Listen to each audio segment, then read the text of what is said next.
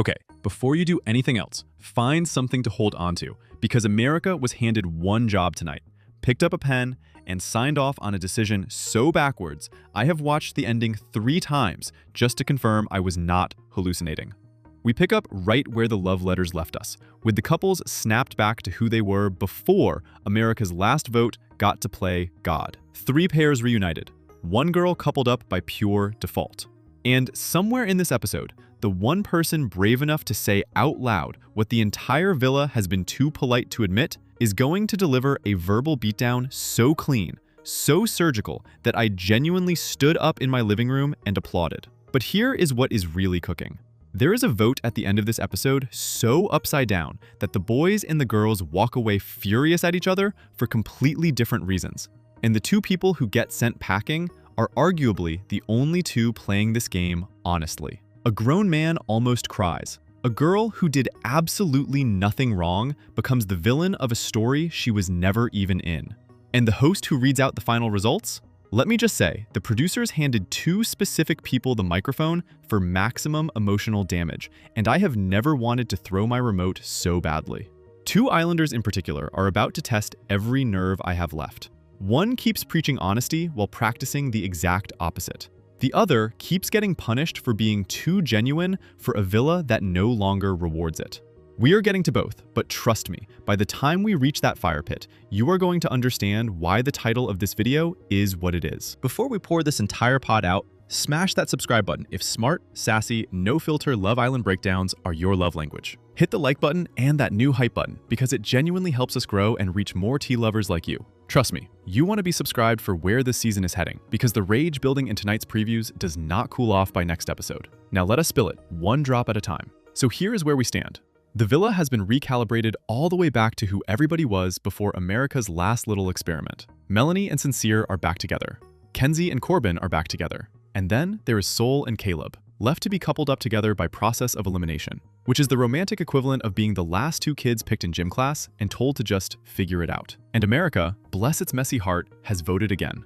This time for the best couple. So now we get to sit and watch how that vote ripples through the island, because nothing in this villa stays still for longer than 5 minutes. And something tells me this vote is going to leave a mark. Hold that thought, because the mark it leaves is the entire reason I made this video. We open with Sol and Caleb catching up, and Sol is, in a word, deflated. She hits us with a line that doubles as the title of her entire week. Silly, silly me. She feels stupid, openly so, and she is not hiding it. Caleb says he feels the exact same way, and the 2 of them agree to stress eat their feelings together, which is honestly the healthiest coping mechanism anybody in this villa has shown all season. But here is where Sol shows you she is sharper than this whole island gave her credit for. In her interview, she lays Sincere out cold. She points out that he preaches about open communication and words of affirmation and accountability, and then holds himself to absolutely none of it. Her exact read? He is just blowing smoke up everybody's butt. She says the one person she actually thought was interested in her turned out to be interested at a level far below what he advertised, and she finally sees him for the full-of-it operator that he is. And this is your very first sign of the episode. The girl coupled up by default just delivered the most accurate scouting report on Sincere that anyone in this villa has produced in 2 weeks. File that away because she is just warming up. Cut to Melanie and Sincere catching up, and the 2 of them are doing the whole, "Oh my gosh, I missed you so much" routine. Sincere says he spent the entire recoupling stressed out of his mind, sitting outside all night, throwing up what he literally calls a Hail Mary with his letter. Melanie admits something that actually breaks my heart a little. She says she wrote her letter fully expecting that he would not write back. She treated it like her last opportunity to say what she needed to say, because she was convinced he was going to pick Sol. And what does Sincere do with that vulnerability? He BS's. He tells her it is going to take a lot more than a couple of days and a pretty face to turn his head, that she makes him feel like home, and that he is done exploring Sol. 100% done. He does not want to explore that anymore, allegedly. They kiss, and Melanie, my girl, I feel for you, because she is sitting there absolutely enamored by a man who treats honesty like a seasonal accessory. Here is hoping Sincere one day lives up to his own name, because right now, it is the funniest piece of irony this season has produced. But wait until you see how this exact storyline detonates later. Over in the speakeasy, Corbin and Kenzie reunite, and Kenzie kicks it off by fishing for a gold star. She asks Corbin if he is proud of her for not telling anyone about their secret kiss. He says yes, he is genuinely happy she kept her word. And then, not 3 seconds later, Kenzie casually admits she told Jen. At least our girl cannot hold a lie long enough for it to gather dust. The honesty timer on Kenzie runs about as long as a microwave popcorn bag. Corbin shrugs it off, says he knew Jen would not say anything anyway. Kenzie confesses she was scared because Caleb looked pissed and she thought he was about to cry up there. Corbin says that is between Caleb and Kenzie. He is not worried because he has got his girl back. Kenzie was terrified Corbin would not write her a letter, and he reassures her that he was always going to, that if there was only going to be one letter, it was always going to be for her. Kenzie is back to being giggly and bubbly, talking about how she just wants to keep watering their garden and keep growing together. The girl is glowing. And honestly, good for her, because she has spent half this season looking like a woman doing math on a chalkboard. But keep that glow in mind, because the vote at the end does not care how watered anybody's garden is. Anaya and Casey catch up, and this one is actually sweet. So let me give it the respect it deserves before we get back to the chaos. Casey says he is usually not an emotional person, but reading Anaya's letter genuinely moved him. Anaya feels awful for having made him sad in the first place. Casey says something I think is real. Getting their thoughts down on paper was a blessing for both of them, because the words they were trying to say out loud just were not clicking. This whole letter assignment, the thing that broke other couples, actually saved theirs. Anaya tells him she would not even know how to be in this villa without Casey by her side. In his interview, Casey says all his nerves and anger melted away the second he read that letter. And now, everything feels good. These two are back to being sweet, and I genuinely think this is one of the couples that grows from this instead of cracking under it. Hold that contrast, because the wreckage coming later makes it matter. Now we get to Caleb. Kenzie comes over to check on him, hoping he is feeling okay. Kenzie, trying to make herself feel better for how she treated Caleb, tells him that is not how she wanted it to go, that everything she said to him, she meant, and that it came down to the two strongest connections she felt. She throws in that he is still the cutest cowboy on the island, and he immediately undercuts her by saying it is only because he is the only cowboy on the island. Self-aware king. But then it gets real. Caleb says he put a lot of energy into her, that even having this conversation is hard for him, because he wanted that fairy tale ending where they walk out of here together. Kenzie says she still wants to be friends. Caleb, honest to a fault, says it is hard for him to find friendship in this right now. In his interview, Caleb says he wants the best for her. He wants her to be happy, but he cannot help being frustrated. And then he asks the question that is going to haunt him. When Kenzie was smiling ear to ear and being flirty with him before the challenge, did she fully mean it? Sit with that question, because Caleb's whole arc this episode is a man wondering whether anything he felt was ever real, and the villa is about to give him an answer he absolutely did not deserve. Quick one, but a sweet detail. Gabe chats with Jen and explains that writing his letter in English was frustrating because English is not his first language. So he wrote the whole thing in Portuguese first and then translated it. Remember that effort, because what happens to him later is going to make this little detail sting. The couples all gather and talk about the letter experience, and I have to be honest, this challenge really did help most of these couples grow. For a beautiful, fleeting moment, everyone looks happy. Everyone, that is, except Sol and Caleb, the two people the system left holding the bag. And right on cue, Sincere starts quietly backtracking, trying to reframe history by insisting he never actually committed to Sol, that he was just exploring. Sol feels played, because she was played. Caleb pulls Sol aside and tells her that Kenzie was not being 100% honest with him either. And in that moment, the two members of the default couple look at each other and finally see the deceit around them for exactly what it is. The shafted shall recognize the shafted. At night, the OG couples are reunited and very much enjoying their bedtime. And one guest in particular is going especially hard, Gabe. I genuinely cannot fathom what Gabe and Jen would get up to in the hideaway if this is the energy they are bringing to a communal bedroom with 13 other people pretending to be asleep 3 feet away. The man does not understand the concept of an indoor voice or an indoor anything. Morning arrives, and Trinity comments on how she loves that everyone went with their gut during the letters. And she is right. The gut calls mostly worked out. Everyone looks happy in the morning light. Everyone, once again, except Caleb and Sol, who are starting to feel like the two kids who showed up to the party after all the cake was gone. But what is coming for them later makes a missing slice of cake look like a blessing. Corbin catches up with Sincere and Bryce, and Sincere is already workshopping what he should say to Sol. Sincere admits he cannot lie, that he and Melanie built something strong in the very beginning. And Corbin asks him point blank if he ever had feelings for Sol. Sincere says he did. Sincere says he feels bad because Sol got caught in the crossfire.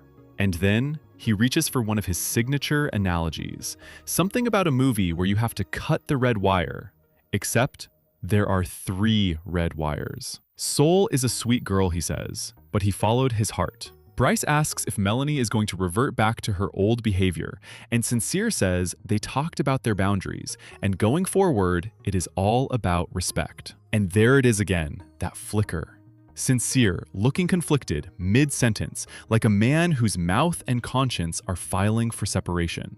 Comment below because I genuinely want to know, do you think Sincere believes his own speeches, or is he the best self-gaslighter this season has produced? Jen and Sol chat, and this is where the episode starts handing me gifts. Jen asks how Sol is feeling, and Sol shares that she is upset she came in late, with everyone already coupled up. Jen, the loyal friend we all deserve, tells her flat out that she dodged a bullet because Sincere is completely full of it. Sol agrees and then adds, and because he is short, which sent me. But she is not done. Sol calls him a lying piece of work and says he can eat her butt right after she uses the bathroom. The disrespect was immaculate. The delivery was flawless. I love her, Your Honor. She is so much better off without him, and she truly did dodge a bullet wearing a crossbody bag. Jen then asks about Sol and Caleb, and Sol says she does not see anything romantic coming between them. Keep that on file because it becomes very relevant by the final scene. Zach and Caleb catch up, and Zach asks how Caleb feels about being coupled with Sol. Caleb perks right up, talking about how hot Sol is and how genuinely excited he is to get to know her. And then Zach, the chaos agent, tells Caleb to pull everyone he wants, to explore freely, and to go after literally anyone, even Kata, his own partner. Zach, sir, the audacity, the generosity. I cannot tell if that is enlightened Secure King behavior or the single most dangerous sentence said all episode. But I respect the commitment to the bit. Now buckle up, because this is the scene I promised you in the intro, and it absolutely delivers. Sincere pulls Sol for a chat and asks how she is feeling. Sol does not flinch. She tells him straight that he is not an honest person, that he gives off two-faced vibes, and that he is full of it. And then she drops the line of the night. You peed on my leg and told me it was raining. Poetry. Frame it. Sincere says he is sorry, that he knew someone was going to get hurt at the end of the day. He says he never wanted to lose their chemistry, but it was tough because when they got coupled up, he was not ready to leave Melanie. And Sol, an absolute boss, hits him with the only thing she ever wanted. If Melanie was always in the back of his mind, then he should have told her that. So she did not waste her time not exploring anyone else. That is all I ask for, she says. Just be honest. Say it. Say how you feel. Sincere says she is right. She is so right that he cannot do anything but agree. Sol keeps going, pointing out that being truthful is the one place he consistently falls short, which is hilarious because honesty is the exact thing he loves to boast about. She thinks he is just full of it, and the receipts are stacked behind her. Sincere, cornered, tries the oldest trick in the book. Am I the only bad guy here? Am I the only one who did something wrong? And Sol stands all the way up for herself. What has she done? What could she have possibly done? She did not tell a single lie, not one. She is, in real time, calling Sincere out the exact way Melanie should have from day one. Sol gave that man a verbal spanking he had earned 3 times over and then walked off like the boss she is, leaving him looking like the fool he keeps insisting he is not. Watching it was like watching my favorite underdog walk into the Dynasty team's house and hand them a loss so loud the rafters shook. If you were as shocked and as delighted as I was, let me know in the comments because I needed a moment to recover. Naturally, Sincere immediately scurries off to Melanie to debrief about his conversation with Sol. Melanie, to her credit, tells him to just be honest. Sincere's big takeaway from the most accurate read anyone has ever given him, that Sol just dropped a bunch of F-bombs. That is the lesson he extracted. Not the content, the vocabulary. Sol catches up with Jen and recaps the whole conversation and all the nonsense Sincere fed her. Sol says she laid into him, and his only comeback was that she is not an angel either. Jen, sharp as ever, points out that Sincere had the literal chance to be open and honest, and he chose not to take it. That was the assignment. He failed it. Melanie says she actually understands where Sol is coming from. Sincere, meanwhile, is off telling people he could have just told Sol he missed Melanie but wanted to give her time. Which, yes, is the honest thing you keep almost saying and never actually saying. And here is the part that matters. Jen feels bad for Melanie too, because she knows Sincere is never going to be sincere with her. She flatly does not like the man. And at this point, neither woman is on Team Sincere. Neither am I. We are all wearing the same jersey now, and it is not his. Zach and Bryce conduct their daily bromance ritual, stretching each other out in the bedroom. And I am just saying, these two are out here fueling the allegations harder than any actual couple on this island. The way these two clearly adore each other is more committed than half the romances in this villa. I am not making the claims, I am simply presenting the evidence and letting the comment section do its job. Bryce and Trinity catch up afterward, and this one is lovely. They talk about DJing and house music, and Trinity is genuinely taking her time to get to know Bryce. Bryce opens up about his music and about his stepdad, sharing how his stepdad introduced him to music and had such a huge impact on his life. He tells a story about the first time he met his stepdad, sitting in a room together for hours, just playing records and discovering sounds. And you can feel how much it meant to him. In his interview, Bryce reflects on how refreshing his conversations with Trinity are, admitting he is far more used to sleeping with someone first and getting to know them later. Building as friends first, he realizes, lays an actual foundation. Growth looks good on this man. Sol and Caleb sit down to talk through their shared default couple situation, and Caleb does the right thing by actually asking questions to get to know her. He asks what she is looking for, and Sol explains that she has been single for about 3.5 years, which has turned her into a bit of a serial dater. Caleb describes his ideal first date, and it is genuinely adorable. If he is really into a girl, he wants to surprise her, pick her up, drive to the beach, sushi and wine, and watch the sunset. In her interview, Sol calls him a total sweetie pie. She says he is an apple pie, and she does not normally like apple pie. Then she spirals a little, admitting she is not even sure she knows what apple pie is, and maybe she just has never had a really good Honeycrisp apple pie. The point being, Caleb is sweet, Caleb is authentic, and Caleb is absolutely not her usual type. So please, producers, send this girl a bombshell built specifically for her. She says they are both authentic people, and she means it. Then comes the comedy.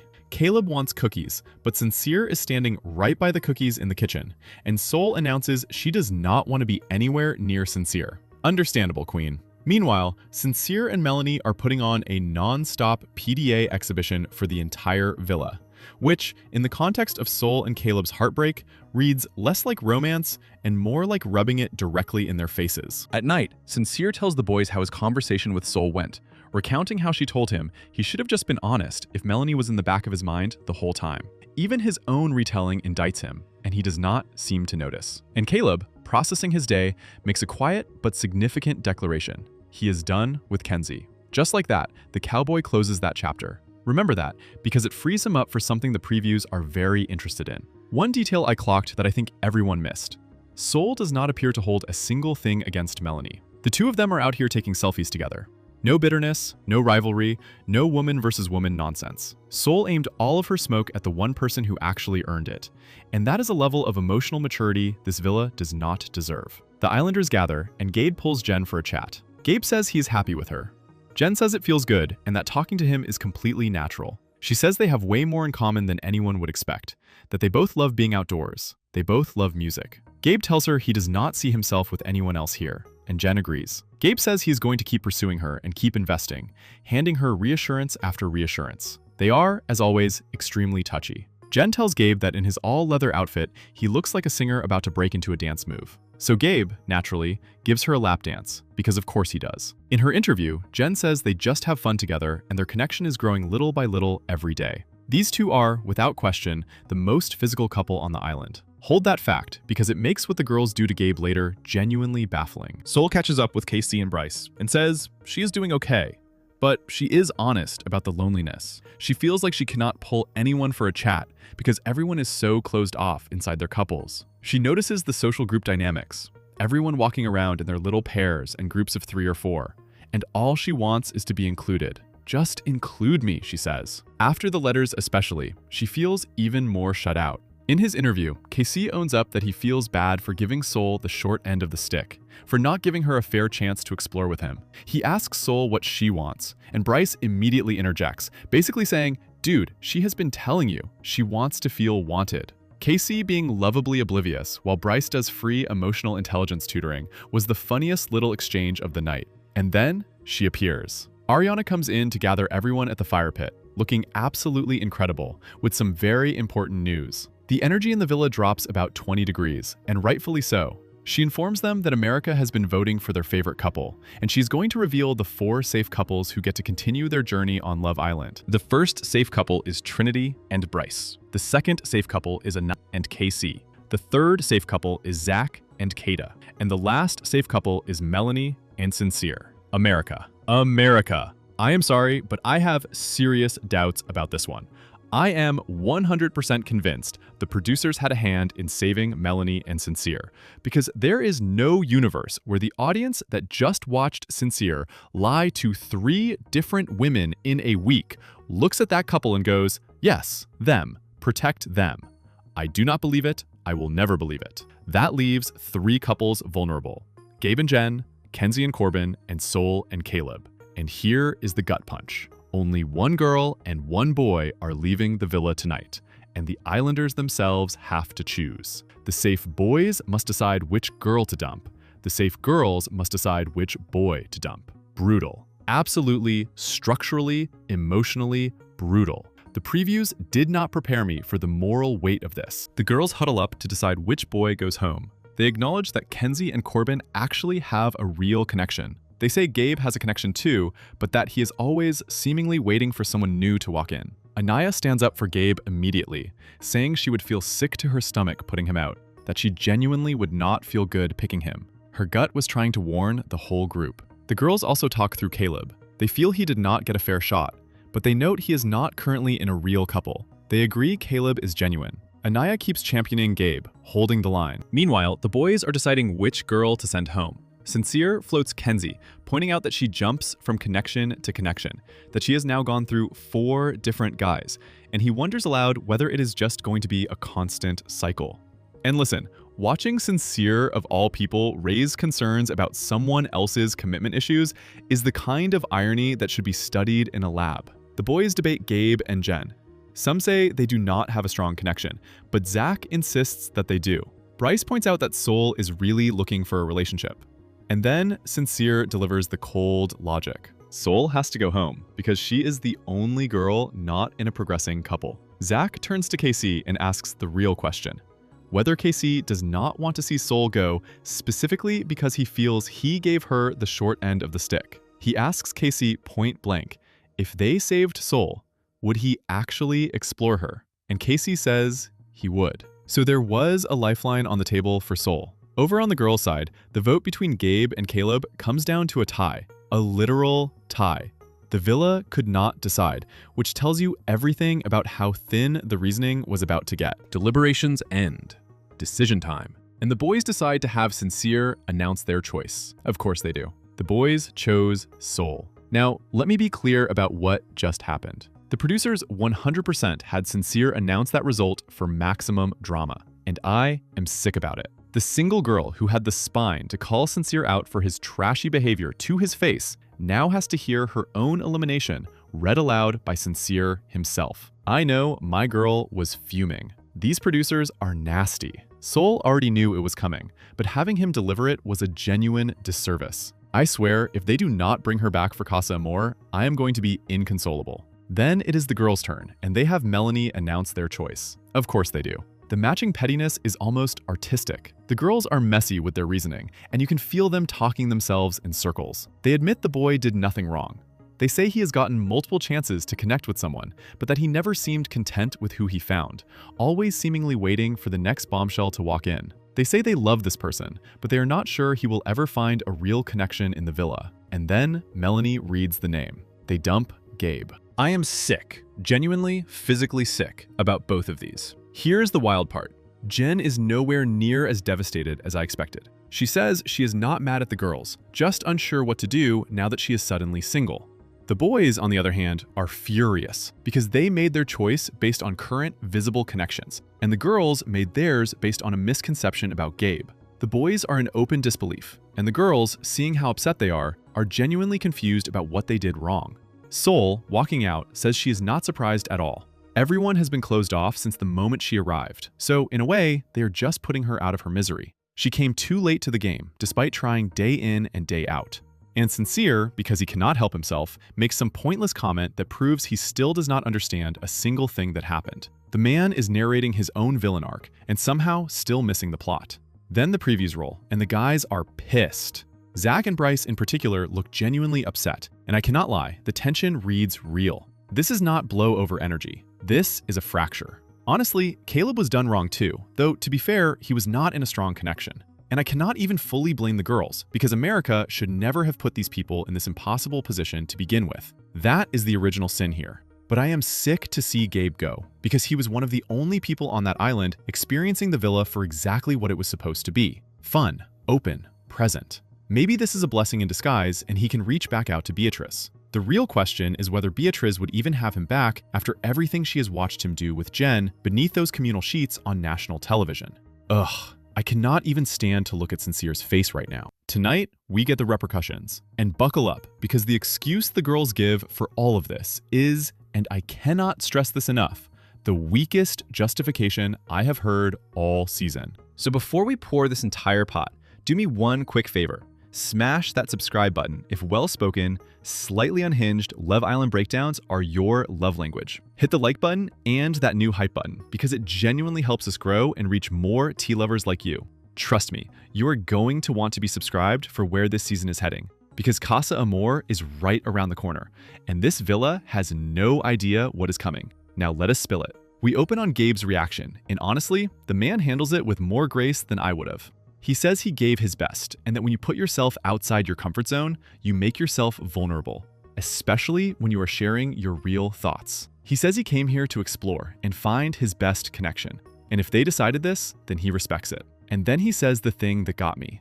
He says he is proud of himself for being here, representing his city, his country, that he knows how hard it was to even make it here. Gabe, my guy, we are proud of you too, sincerely. Trinity steps in to explain the girls' logic, and she says it was not anything personal in any of their decisions. She says they do not truly feel like Gabe would ever be content with the couple he is in. She adds that it was still very early, and that Caleb had not had a fair shot at being in a couple with anyone, whereas Gabe had already had the opportunity of 2 couples. So in her words, it just did not feel like a fair shot. The boys are not buying it. Makes no sense, they say.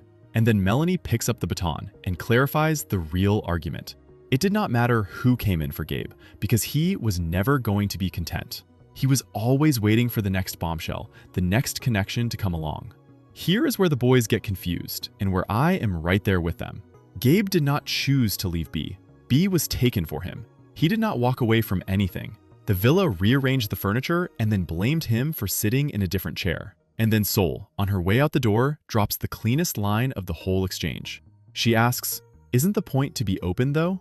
And that, right there, is the entire flaw in the girl's reasoning, summed up in one sentence by the woman they are dumping. Gabe doubles down, calmly, that he never closed himself off, because exploring is literally the intention of the show. And he is correct. Then Zach jumps in to back him up, pointing out that Gabe is getting punished for exploring a position he got put into. And he turns to Caleb to add, very pointedly, that this is no disrespect to him, by the way. A little diplomacy in the middle of a dumping. Noted. Now they get to Jen. They ask how she is feeling, and she says sad, that she does not have a lot of words. And here is a small but telling moment. She does not actually look that sad, and Sincere clocks it, muttering that she is not sad, bro. Sincere noticing other people's insincerity is the kind of irony I could write a thesis on. But Jen clarifies, and it does land. She is not just sad that Gabe is going. She is sad that Sol is going too. Because Sol is her bombshell buddy, the girl she walked into this villa with. 2 of her closest people, gone the same night. Zach adds the gut punch. The boys saved Jen specifically because of her connection with Gabe, and now that connection has gone completely to waste. The boys are not happy. They ask Jen directly if she has feelings for Gabe, and she admits she does, that they have been growing the past few days. She says she wants to hear the girls out when she can, but it is going to be hard to just turn around and move on this quickly. Then the host wraps it, tells them she will leave them to say their goodbyes, and bids the rest of them goodbye for now. The boys are visibly pissed. The boys apologize to Sol, and she takes the high road, telling them it is okay. Gabe kisses Jen goodbye. Jen heads into her interview and lays it out plainly. Both of her closest partners are leaving at the same time. The boys are gutted over Gabe. Bryce says he is genuinely shocked at the Gabe choice, that all of them were shaken by it. Honestly, when Bryce is shocked at a girl-driven decision, you know the math is not mathing. Jen pulls Gabe for one last moment, and Gabe says, again, that it just does not make sense. Jen tells him he did it the right way by trying to explore connections, and Gabe agrees, adding that this is exactly why he has no regrets. No regrets. The man is leaving with a clearer conscience than half the people staying. Then, Casey pulls Sol for a chat. He tells her that this was not easy, that he genuinely respects her as a person, and that the boys did not want to make it personal. And Sol responds with a somber analogy. She says she walked into a game thinking it was checkers, but it turned out to be chess, and she did not know how to play. That is going on a candle label somewhere. They hug, and Casey heads to his interview to confess he feels bad. He feels like garbage about it. The girls try to explain their decision to Jen, while the boys huddle up and start poking holes in the logic. And the hole they find is enormous. They point out that if you actually applied the girls' own reasoning, the person who should have gone home is Kenzie, because Kenzie was going back and forth between two guys the exact same way they accused Gabe of doing. If explores too much is the crime, Kenzie was committing it in broad daylight. Bryce sums it up in his interview. The girls tried to make an easy decision instead of trying to understand the connections people are actually working on. And, begrudgingly, he is not wrong. They send Sol and Gabe off, and the vibe is solemn. On his way out, Gabe says everyone should rethink the experience. And Sol agrees, adding that everyone should be a little more open so that new bombshells do not feel as excluded as she did. Two people leave, and they are the only ones who learned anything. In her parting interview, Sol does not crumble. She says no one wanted to take a chance on her, and that honestly, it is their loss. She said she thinks she is too hot for everyone in there anyway, and that they robbed themselves of a baddie. And you know what? She is right, because here is the tea. Everyone is expecting Sol to walk out of that villa into a serious upgrade, because Michael B. Jordan recently liked one of her posts. Michael B. Jordan liked my post before I came in the villa, but I knew that, thank you. So you have Michael B. Jordan text you? No, he liked my photos, but he liked my photos before I even got in the villa. He said he texted you. So let me get this straight. She went from sincere to having Michael B. Jordan in her likes, from the bottom of the villa to the top of the timeline. I would call that a definitive upgrade, wouldn't you? Gabe closes out with class, saying he is surprised they did not understand that everyone is here to find their best connection, because that is exactly what he did, and I genuinely cannot wait for their after-sun interviews, because these two have earned a victory lap. We are back with the Islanders post-dumping, and the tension is immediate. Jen, trying to lighten things, says all the guys can chip in to make breakfast tomorrow. Zach, not in a forgiving mood, fires back that maybe all the girls will not be getting breakfast. The shade is being served before the eggs are. Trinity steps in and says, let's talk it out, and the villa splits down the middle. Boys on one side, girls on the other. Like a middle school dance where nobody is about to do the cha-cha slide. Trinity is heated because Zach and Bryce are talking so much trash. Kata reports back to the girls that Zach is saying they made the wrong decision. Anaya defends, saying it was a hard decision, and Trinity, reading the room perfectly, says it is giving bromance, and that the boys should be sad, not mad. In her interview, Trinity declares the girls are going to stand 10 toes down on their decision. Then Kata raises the one point that actually matters, telling the girls that they are making Caleb feel bad in all of this. Hold on to that, because it becomes the crux of everything. Over on the boys' side, Zach makes it clear he does not want to make Caleb feel bad either. But then he asks the question that has no good answer. Who exactly did they save Caleb for, since he has no real connection? Bryce explains the girls' position, that they made the decision based on the current coupling, because Gabe and Jen are in a couple right now, not based on the future. And the boys immediately counter. By that same logic, they could have sent Kenzie home, since she is in a couple too, but still clearly chasing something else. Zach lands on it, saying the girls just think Gabe is an F-boy.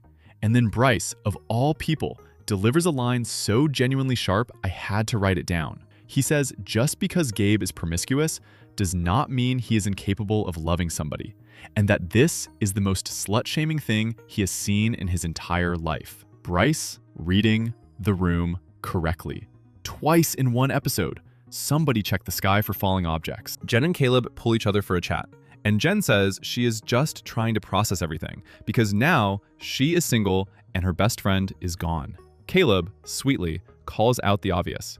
Jen is in a couple with Gabe, while he and Sol were forced together, so he genuinely assumed he would be the one going home. He feels bad that, because of him, a whole couple got broken up. Jen explains the girl's logic, that she and Gabe got along, but that maybe she was still looking for something and he was still looking for the next best thing. Caleb asks, point blank, if there is some truth in that.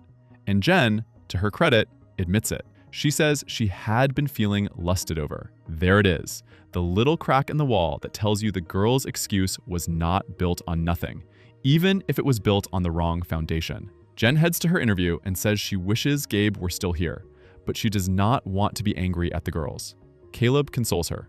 Two people who got the short end of the same stick, comforting each other. It is almost sweet, until you remember why they are both in this mess. Kenzie and Corbin catch up, and Corbin is sad about Gabe, while Kenzie is just relieved it was not him. She tells Corbin that the girls thought Gabe was lustful, that the second a bombshell came in, he would be quick to switch up, and that he did exactly that. Then Corbin gently breaks some news to her. He asks her not to get mad and tells her he was talking with the guys, who admitted they had actually considered sending Kenzie home because she pulls the exact same moves Gabe does. She shared kisses with one guy, then shared kisses with Caleb. Same energy, different gender. And Kenzie? She short circuits. Lustful? She is not lustful, she insists, scrambling to defend herself, furious that she landed in the bottom three. And girl, maybe it is time to do a little less making out and a little more self-reflection. Are we really arguing that your secret makeout sessions are less lustful than Gabe's simply because yours are done in secret? Because that is not the flex you think it is. Drop your verdict in the comments. Is Kenzie lustful, or is the villa being unfair? I already know where I stand. The girls confront the men. Trinity is heated, and court is officially in session.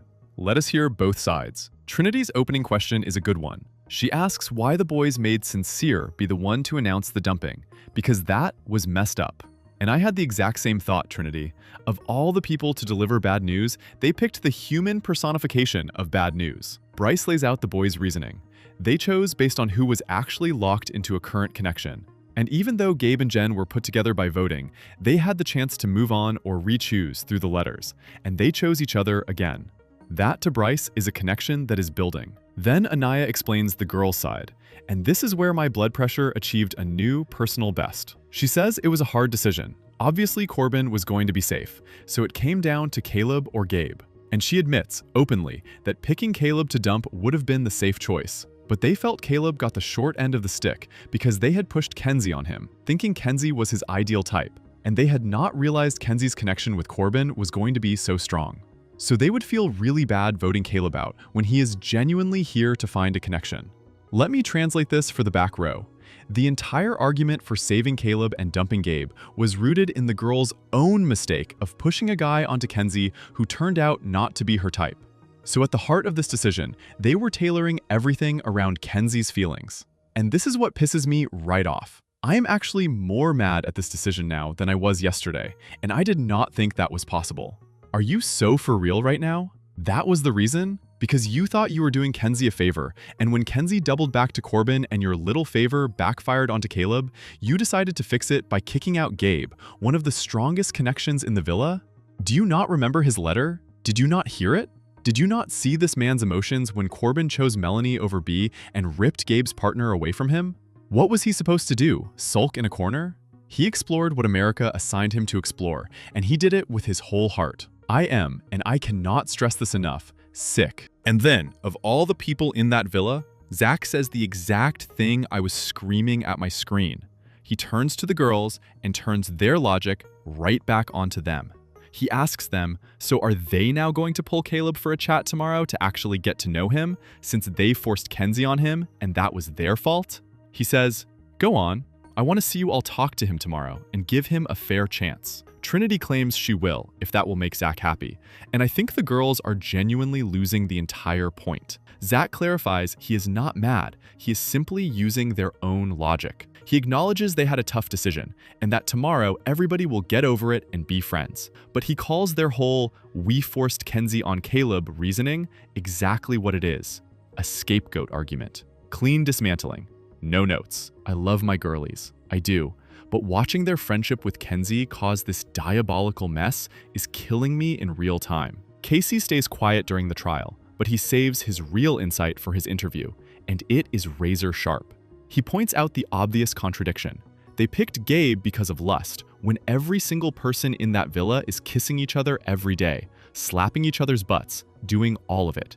So how are we singling out one person for lust? In his words, are we not all lusting in this whole place? A self-aware king. Casey understood the assignment, even if nobody else did. The group eventually agrees not to let any of this come between their relationships, and they hug it out. And listen, you all may be satisfied, but I sure am not. I will not be happy until Sincere and Kenzie are off this island. Yes, I said what I said, and I'm going to keep saying it. The girls check in on Jen, asking how she is feeling, and she says sad, but happy to still be here. And Jen, respectfully, you are not here for love, period. After that, the boys are making sandwiches for the girls, and Zach comments how if he was in the bottom with Kata, he was okay with leaving with her out the villa, but he wouldn't have been ready to leave Bryce. Zach and Bryce share a hug, and you can feel the subtext. They both know how fragile this whole thing is, and that their own couplings could end just as fast. Caleb, meanwhile, seems like a brand new man at night, appreciating the fact that he got saved. He gives Anaya a hug and a quick little flirt, telling her she smells good. Maybe, just maybe, the cowboy is finally about to step it up. And Kenzie is thrilled to have survived, which is precisely why I had to skip through every one of her scenes. I cannot watch it. She is happy at the direct cost of my happiness, and I take that personally. Now, a real critique. The biggest complaints about this season are landing on exactly the thing Soul pointed out. This is Couples Island, not Love Island. And I agree. If the producers do not shake something up soon, they are going to lose me. I am hanging on by a literal thread right now. Breakfast in a villa without Gabe is a sad affair. Corbin is salty that America seems to be trying to boot him. Jen, asked for her ideal type, describes blonde hair and blue eyes, tall. Then we get the daily Bryce and Zach bro check, and Bryce asks Zach to inspect his situation. The allegations, ladies and gentlemen, continue. These two have a wellness routine that HR would have questions about. Kenzie asks Kata whether, if a bombshell comes in, she would talk to them, and Kata says that she and Zach are both still open, so yes, they will. File that under foreshadowing. Sincere asks Casey if he is happy to be in the top 4, and Casey says he has been in the same relationship the whole time, so he would have been upset if he were not. He names himself and Zach as the guaranteed couples, conveniently leaving Bryce off the list. Bryce clocks the omission and bristles, but Casey reminds him that he, Bryce, explored a little, so he is not exactly a lock. A tiny comment. Remember it, because it metastasizes by nightfall. Kenzie eats breakfast by herself and delivers a series of self-proclamations about how beautiful she is, declaring herself an angel. Manifestation or delusion? You decide. Then, Jen and Kenzie settle in for one of their blonde girl group chats. Kenzie reveals her feelings for Corbin have been growing, that she is upset she is not in the top 4, and that she does not know if America is seeing something she is not. Spoiler, they are. Kenzie then circles back to how she does not understand the guys thinking she is lustful, because she is not lustful. And Jen quickly changes the subject to how she had to give Caleb a chance since America coupled them together. Jen, please, stop hyping her up. Stop gassing her up. Your girl is lying to your face, and you are handing her a microphone. Because here is what Kenzie conveniently forgets. America coupled her with Caleb because Kenzie was basically begging for it. She was on camera talking about how worked up she gets when she hears Caleb's accent, repeatedly saying she wanted a Southern cowboy. Kenzie seems to forget that the cameras and the mics stay on, even when she is narrating exactly how she feels. The same secret makeout sessions, the same selective memory. It is the identical brand of obliviousness I get from Sincere, and that is not a comparison anyone should want. Kenzie heads to her interview to declare that she is doing everything right on Love Island and getting trashed on for it, which to her makes no sense. To the rest of us, it makes perfect sense. Caleb and Sincere chat, and Sincere tells Caleb that Gabe would have given him the advice to put himself first. He says Kenzie did not give Caleb a legitimate, fair chance. But Caleb still has one more chance here, so he should be selfish. He tells him not to leave a single stone unturned. And the maddening thing is, that is actually solid advice. It is just coming from the one man in the villa I trust the least. It is like getting a 5-star meal served on a trash can lid. Bryce and Zach chat, and Bryce is still irked by Casey's earlier comment. The one where Casey said the only guaranteed top 4 couples were his and Zach's. They start gossiping that Kenzie and Corbin might actually be a stronger couple than Casey and Anaya, because Kenzie and Corbin got tested and still came back to each other. Bryce, of course, insists that he and Zach are the strongest couple in the villa. In his interview, Bryce claims he should not let what others say affect him.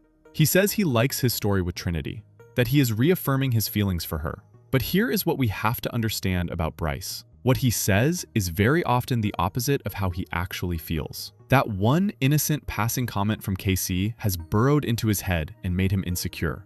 And now, Bryce is going to work overtime to prove his connection with Trinity is the real deal. He says he does not want others' opinions to affect him, which is the surest sign on earth that they already have. Then Zach ends the bro chat on a truly remarkable note by complimenting the snake Bryce keeps in his pants. He mentions he saw it earlier and observes that Bryce's relaxed state is basically identical to his excited state. Sir, that is a level of observation that requires sustained attention.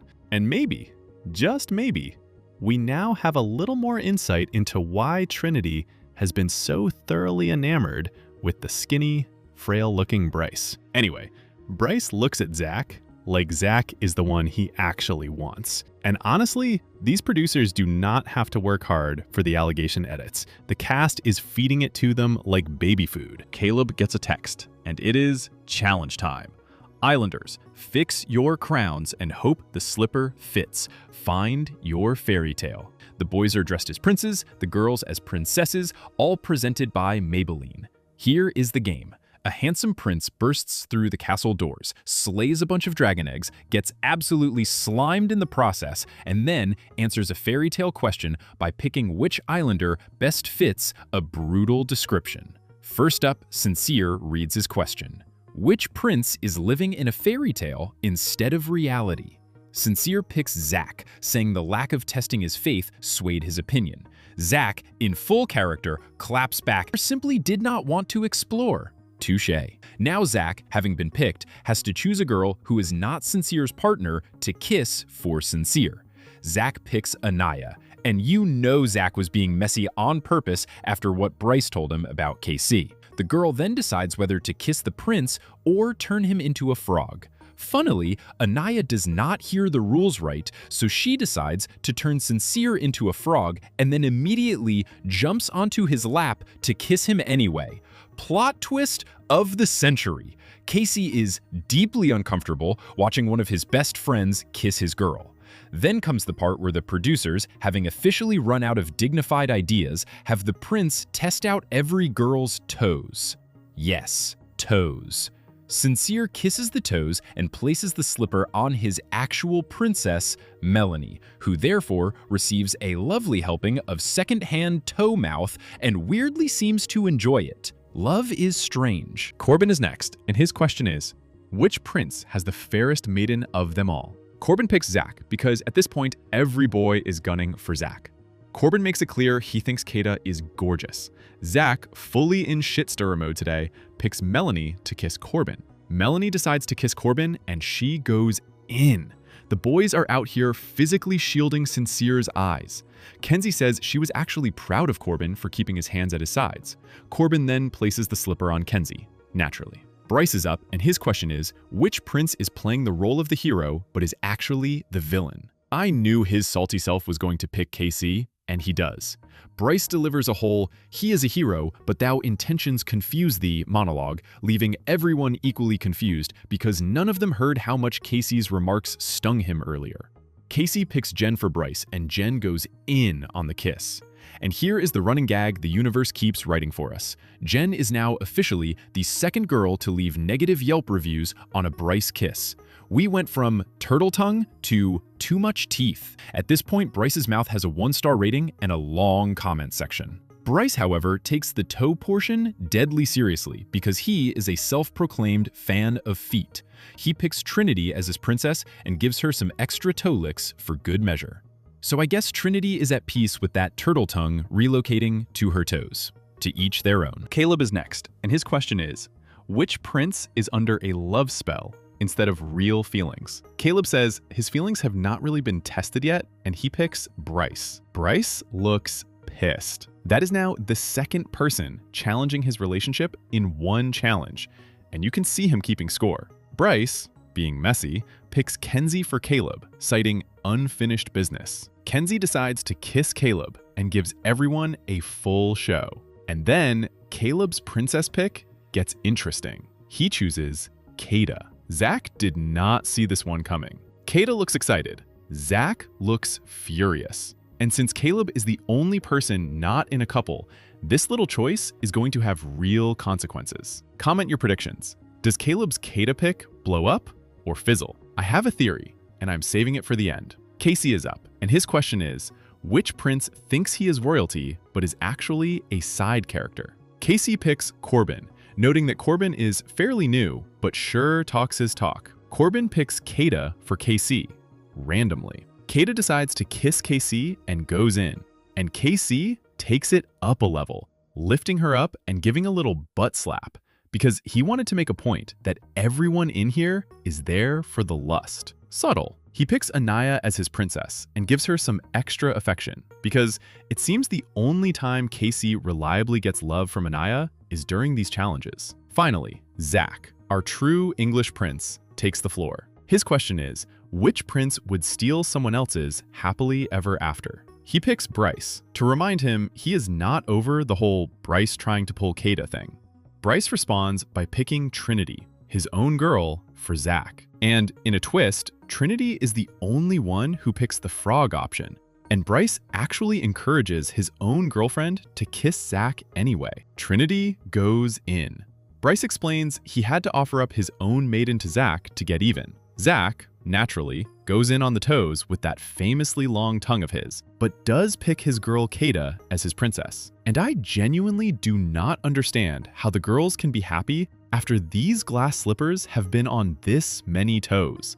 I am praying the producers made everyone wash their feet before this challenge, because that is a shared saliva situation that no fairy godmother could fix. After the challenge, the girls catch up.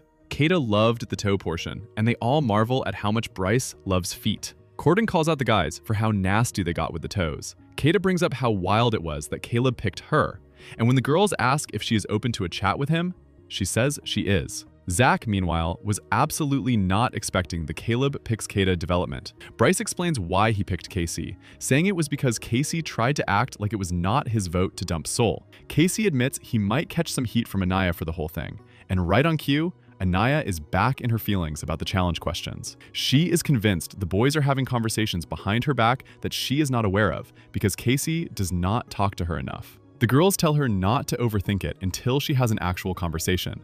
And you already know my girl is going to do the exact opposite and overthink it into the ground. Caleb jokes that he has strong feelings for Kada, and Zach tells him to go talk to Kada about it. The boys quietly predict that Casey and Anaya are headed for a rough patch after this challenge. They are not wrong. Night falls and the chats begin. Bryce pulls Trinity. They agree the challenge was fun, and then Bryce gets into why he picked Casey. He says it was really about that comment Casey made, the one about their couple being the strongest. He also points out that Casey was acting like he was not part of the Soul decision, even though he absolutely was.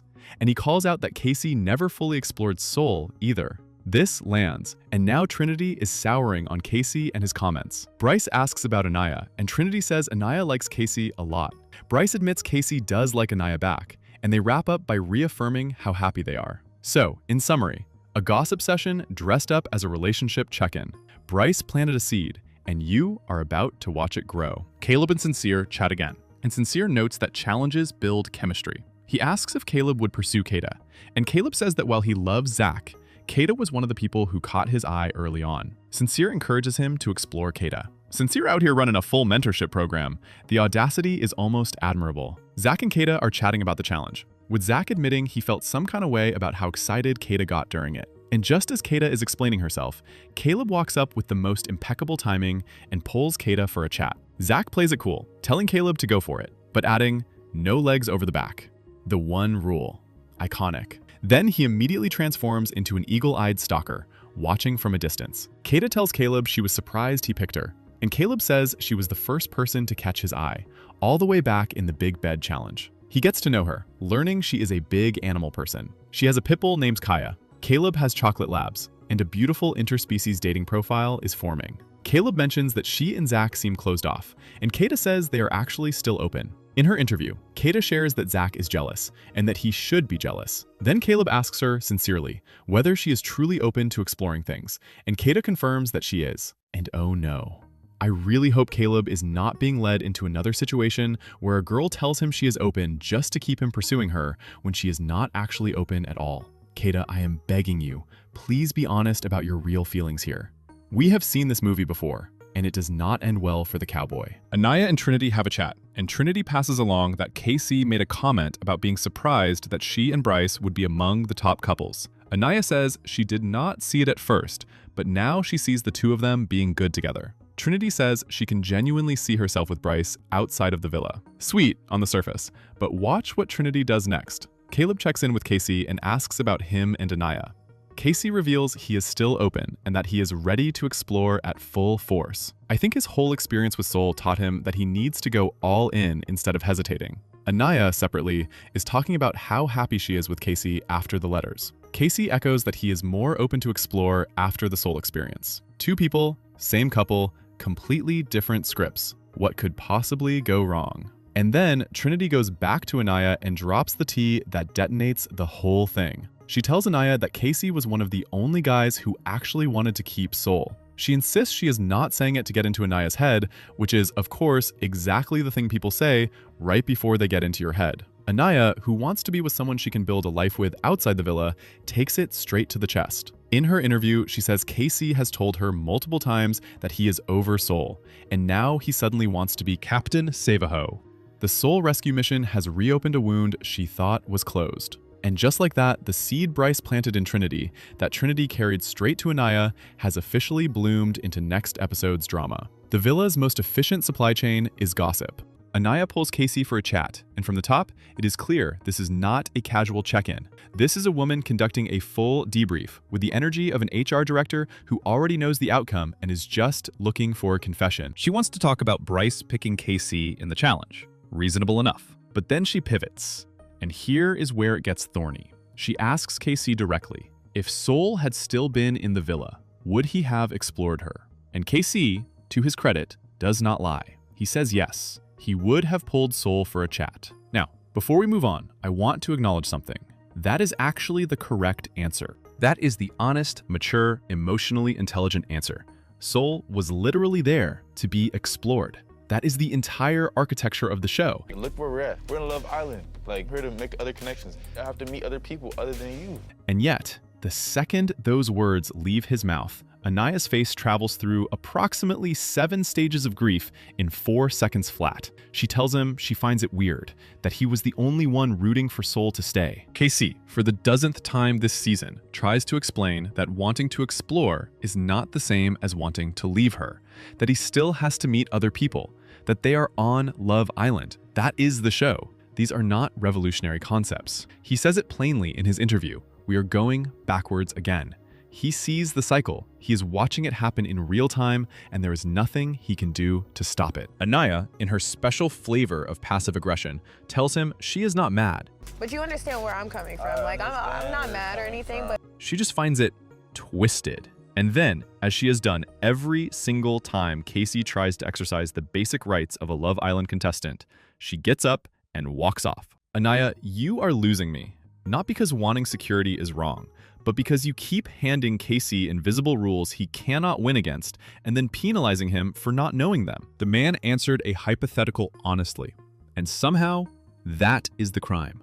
Drop a comment. Is Anaya protecting herself or making Casey pay for sins he has not committed? Because this comment section is going to be divided. Meanwhile, over on the other side of this emotional pressure cooker, we have Zach and Kata doing their own version of the same dance, just with different music and slightly more pettiness. Kata comes back from her chat with Caleb, and Zach is already vibrating. He is not even pretending to be unbothered. He admits outright that he was annoyed during the challenge, specifically about the fact that Caleb took his top off and kissed Kata before Zach ever got the chance to do that himself. And he says it plainly.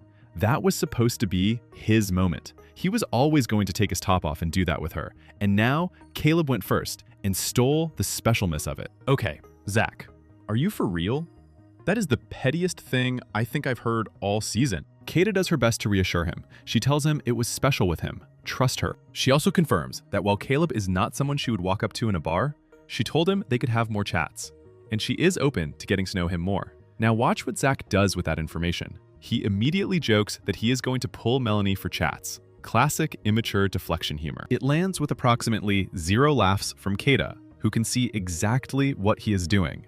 And in her interview, she is loving every second of his jealousy. But here is the part that actually concerns me. Zach, in his own interview, is genuinely worried about a crack forming, and he floats the idea of being more open to having chats himself. Not because he wants to, but because he wants to see if Kata gets jealous the same way, which is the toddler logic of love.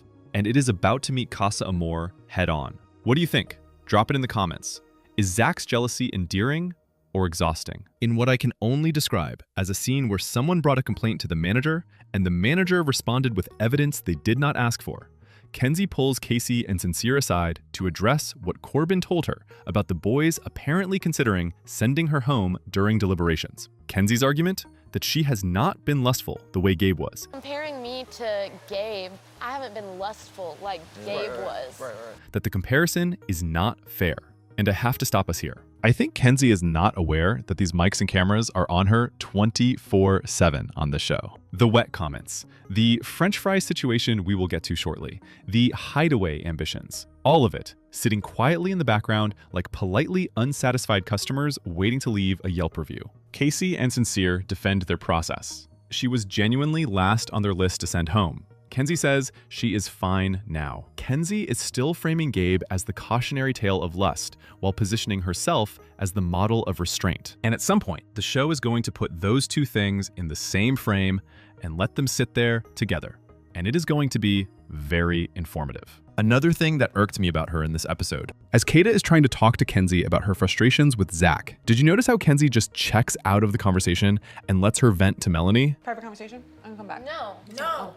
Attraction's not there. He's not my physical type. You know what I mean? But I'm open. Yeah, I thought that was a bit rude. She wants everyone to hear her out about all of her problems, but can't take the time to lend an ear when they need someone. After her chat with Melanie, Kata pulls him for a chat. He plays hard to get. They have a proper little lover's tiff, and Kata, who has been ice cold all day, finally gets genuinely heated. Zach is being immature about it. Not maliciously, just in that specific way people get when they feel insecure and do not have the words for it. Kata's interview, she feels like shoot because of his overthinking. Zach's interview, he is considering pulling for chats. Neither is having the real conversation. Kenzie pulls Corbin for a chat to tell him about her preferences. She wants him to take more initiative when it comes to pulling her for kisses. She wants him to lead more. She is telling him what she likes, which is, in theory, healthy and direct communication. Corbin, bless his heart, hears all of this and immediately concludes she is complaining about something he did wrong. She clarifies that no, he has not done anything wrong. She is simply expressing what she wants. These are her preferences. She is filing a wish list, not a grievance, which is not what she said at all. He goes to the boys and relays the conversation to Zach, Bryce, and Caleb.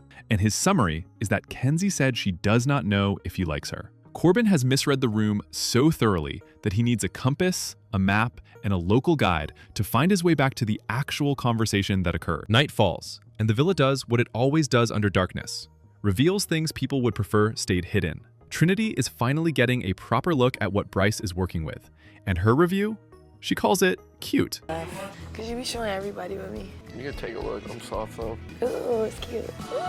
She looks weirdly delighted in a way that I think surprised even her. I will let that review stand without further commentary from me. And then, the French fries. Trinity calls out whoever was responsible for a certain sound from the previous night. Which one of you was doing French fries? Me and Bryce was like, that's not kissing. That's too wet. Oh my God! And Kenzie does not deny it. Kenzie confirms it was her. Self-proclaimed not lustful Kenzie.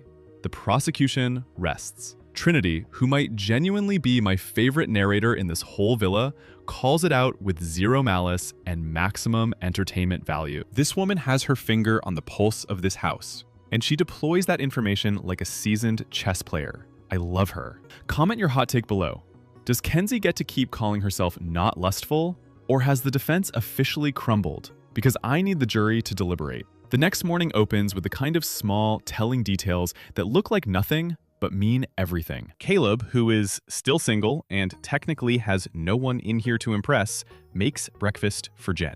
Completely unprompted, just because he is a decent person who noticed someone who needed a meal. That is just a good man doing a good thing, and I noted it. Zach, meanwhile, does not make Kata anything. And Kata, who has been stewing since last night's little tiff, responds by announcing she will make it herself. The tone is the kind of calm that is colder than anger, and Zach is sitting there clearly aware that something is happening, but not entirely sure what to do about it. He wants attention. She wants him to give it to her first. Classic standoff. Nobody is winning, and both of them know it, but neither wants to blink. Then, during yoga, Kenzie, Jen, and Trinity expand on the French fry discourse from the night before. Trinity brings up Bryce's characteristics again. She says she has never seen a white one in her life. I've seen it too. It's cute. Really? Yeah. Which I've never seen a white dick in my life. Now you have. I was like, she said it's cute. Okay, Trinity. Bryce and Zach have another one of their moments. Zach says he should start having chats. Bryce agrees. Not every chat has to go 30 levels deep. Sound advice that is absolutely about to be acted on. Meanwhile, Casey talks to Sincere about how he feels restricted. Every time he tries to explore, something happens. Anaya gets upset. Anaya cries. The problem gets amplified way beyond what the original action warranted. And Sincere, who is one of exactly 2 people in this villa who understand what it means to be in this position, actually gives decent counsel. He says Anaya's pros outweigh the cons. But that is a big con. Sincere then breaks out a new analogy, which I have been waiting to decode. He talks about his favorite flavor of ice cream being chocolate cookie dough. He had never tried pistachio, so he tried it. The pistachio is Soul. Melanie is chocolate cookie dough. He is Sincere. This metaphor is doing a lot of heavy lifting for a very simple situation, but I respect the effort. Casey absorbs this and says in his interview that he feels like he is missing out on the experience of actually exploring freely, the way Sincere did with Soul. Instead, he has a permanent ceiling on his curiosity installed by Anaya's reaction every single time he looks in a direction that is not her. Anaya, for her part, goes to the girls and says Casey told her that her reactions limit him. She has told him countless times he can explore. She is baffled. Melanie listens and drops the most useful thing anyone has said to Anaya all season. Explore when you have the chance. A woman who has been through the fire and come out the other side knows something Anaya does not yet. The real test is not whether your partner looks at someone else. It is what happens when they do. Anaya gets a text. Hearts on Fire challenge incoming. And Kinsey's reaction is to announce she has been waiting for this her whole entire life. The girls throw themselves into prep with everything they have. Full costuming, full commitment. They are building toward a moment they think is theirs. The boys, meanwhile, are getting into costumes of their own. And then Zach gets a text. Boys, change of plans. Please get ready to leave the villa and head to Casa Amor. The villa erupts. The boys are ecstatic, screaming, jumping, looking like men who just won a bet they forgot they made. These guys have been coupled up, emotionally monitored, and kept on a very short leash for weeks, and the producers just handed them the longest leash in reality television history. The girls? The girls are still getting ready for the challenge. They do not know yet. They are standing there in their outfits, fully prepared to perform, with zero idea that the men they were performing for are currently packing bags and heading to a second villa full of strangers. I need to take a moment to appreciate the architecture of this. The producers did not just send the boys to Casa Amor. They sent them to Casa Amor while the girls were literally mid-preparation for a challenge designed to impress them. That is not a plot twist. That is a narrative grenade. These people are not television producers. They are weapons engineers. If you are not following this channel already, this is the moment to subscribe, because the rest of this episode is where everything really starts cooking. The boys arrive at Casa Amor, and it is beautiful. Caleb is practically vibrating, and rightfully so. He is the only one with no one waiting for him. Clean slate, zero guilt, maximum enthusiasm. Sincere's interview is the most telling thing in this segment. He says he is open. He says they are going to explore. Not with the energy of a man who feels conflicted, with the energy of a man who just got handed a hall pass with a bow on it. Meanwhile, the girls come down to the fire pit and see a big gift box. The box opens. It is a TV screen. On it, their boys, sitting at a completely different fire pit with the words Casa Amor glowing behind them. And the girls? The girls absolutely lose it. Complete and total devastation in 4-part harmony. Jen is yelling at the television, which, sidebar, she has nobody in there, so I am going to need her to regulate the volume a bit, but I understand the solidarity of the moment. This is genuinely one of the best moments of the season, and I will not apologize for enjoying it. This is where it gets really fun. The 5 new Casa Amor girls walk in one by one and introduce themselves, while the original girls watch on the screen. First up, Amora, 21 years old, student from Atlanta. Her name literally means love in several languages, which the producers absolutely knew when they cast her.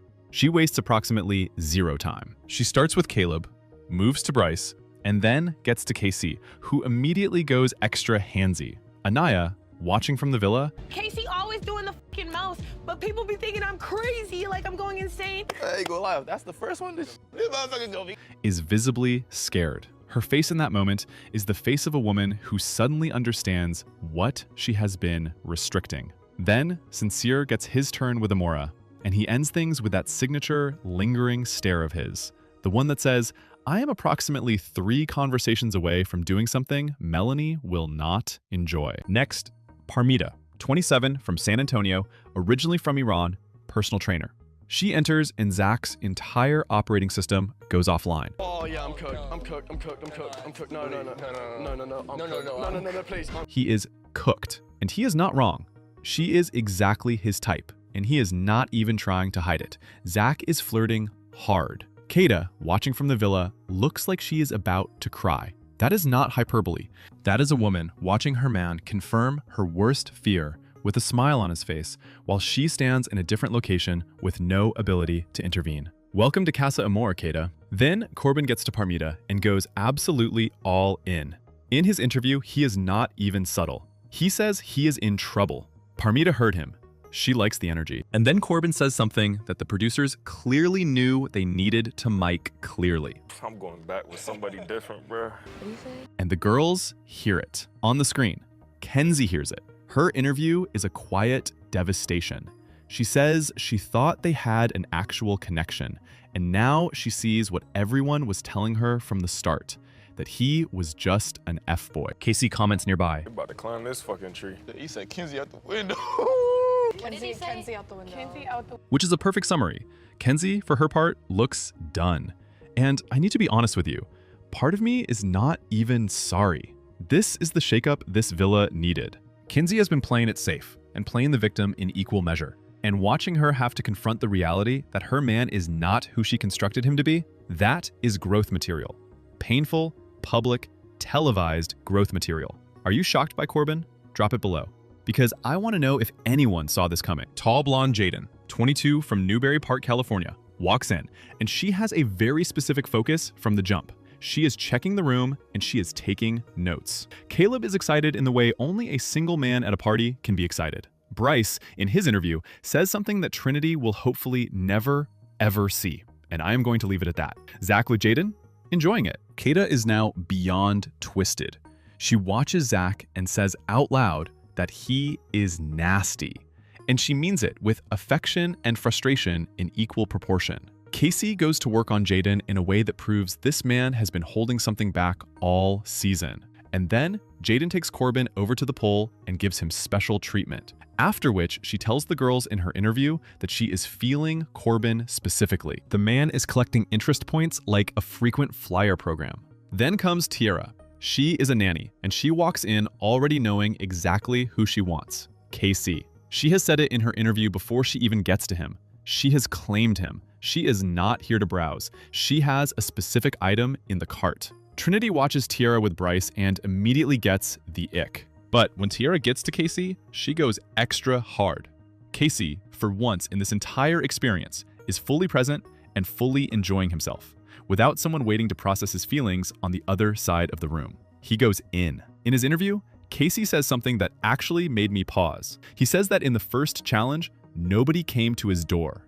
But here, he has aura. The man has discovered his own desirability in a room where nobody already has opinions about him, and the effect is immediate. Anaya's interview, she announces that if KC is going to throw 3 weeks away, then so be it. She is over playing nice. And for the record, Tiara goes back to the middle and grabs KC for some extra time. Anaya notes that Tiara is stealing her move.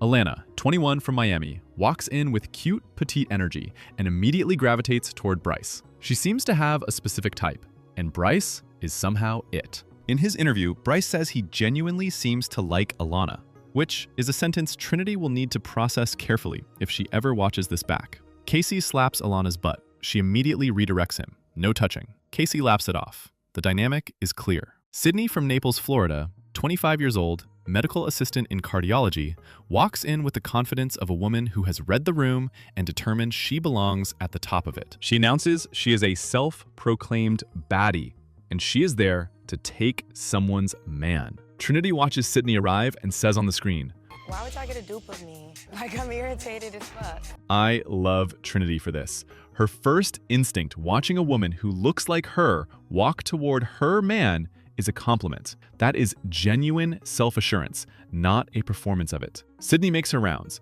Her and KC is genuinely electric. She gives Corbin significant attention. And then she takes one look at Sincere, gives him the nickname Lord Farquaad, and I cackled so hard I had to pause the episode. She does not let the nickname soften her game though, because she circles back and gives Casey extra attention in the middle, and Casey is doing the absolute most. Anaya in her interview makes a declaration. Nice Anaya is officially retired. She is turning it up. The live stream closes, and the girls are left with the wreckage of everything they just watched. They demand new men. Immediately. Full volume. Kinsey is done with Corbin. She says it flat out. She is certain, she is clear. Kata points out immediately that Parmita is Zach's type to the absolute T. She is not wrong. Parmita is so precisely Zach's stated type that she might as well have been ordered from a catalog. And then Melanie does the thing I have been watching her build toward for weeks. She says she is not devastated. She wants them to play. She would rather go home alone than be with a man who could be so easily swayed. She says it with the calm of someone who has already done the math and arrived at peace with the answer. That is not resignation. That is clarity. Now it is the new girl's turn to be entertained, and the boys line up. Corbin goes first, and the word I keep coming back to is Spartan. He does not hold back. He is feeling Parmita the most. He keeps it respectful for Alana, almost deliberately so, which she actually notices and appreciates. Then he takes Jaden to the pole. Let's just say he's not thinking of Kenzie. Caleb goes next and goes full cowboy, which, to be fair, is his entire brand. He ties Parmita's hands. He takes Jaden for a cowboy-cowgirl moment. Sydney looks slightly alarmed. That's hot. What's up? What's up? But the girls come away happy. Tiara clocks Caleb as someone she wants to explore further. Bryce is next, and he is nervous in a way that is equal parts charming and alarming. He pulls Alana for some extra kisses. She says he is awkward but cute, which is the review every Bryce stan was hoping for. But then he goes in on Sydney, who walks away with what I am going to describe as another mixed Yelp review. And I believe at this point, Bryce's kissing is operating at a net negative score. He is a man with tremendous enthusiasm and inconsistent results. Sincere steps forward and heads straight to Sydney first, which tells you exactly where his calibration is. He says, and these are his actual words, that the new girls are BHAD. He then blindfolds Parmita and gives her some extra attention, which prompts Corbin to immediately try to call dibs. Sincere then tells the guys privately that he is feeling Tierra. The man has been in the villa exactly 0 days and has already organized a shortlist. Sincere navigates attraction the way some people navigate airport terminals, always scanning for the best connection available. Then Zach walks out to the One Direction soundtrack, and I want you to understand what happens next because it deserves its own moment. He goes extra hard on Parmita. He pulls off his pants. What? I need to cool off. He picks up Alana like she weighs nothing and throws her so high that people nearby are audibly questioning whether she cleared 8 feet. Then, Jaden notices him in a specific way. Sydney rates him with genuine enthusiasm and visible surprise. The boys crown him #1 for the night. Zach did his big one. The man who has been overthinking Caleb chats and staging petty breakfast with holds just demonstrated that he has been absolutely holding back in that villa. Kata, watching from a distance she cannot close. Girl, the information is in. Tell me in the comments, was Zach holding this back the whole time, or did Casa Amor just unlock something new? Casey is last, and you know he was not going to let Zach hold that #1 position without a challenge. He picks up Tierra and brings her to the floor. He goes into his full Magic Mike mode, and I genuinely have to ask, where was this man hiding this whole season? He has been calmly sitting across from Anaya's emotional climate management for 3 weeks, while apparently having an entirely different energy stored somewhere in reserve. Sydney rates him the best of the night. Amora gets extra attention, and Casey is fully trying to start a fire with her, literally and figuratively. He picks up Parmita like she weighs nothing at all. The new girls compare notes.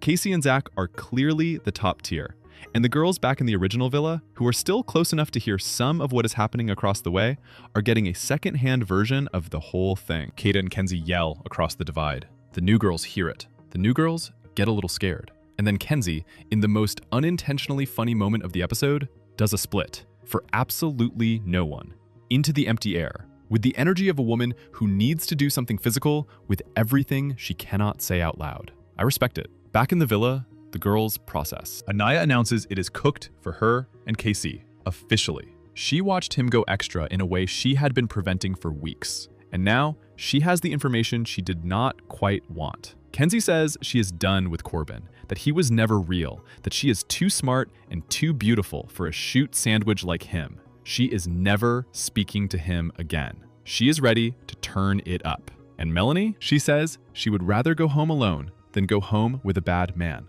Let them play. She wants to see how crazy it gets, because she would rather know now than find out later. This woman has earned a standing ovation. And then, the previews hit for next episode, and everybody who thought the boys getting Casa Amor was the biggest twist of the season needs to sit back down, because 12 new guys are heading to the original villa for the girls.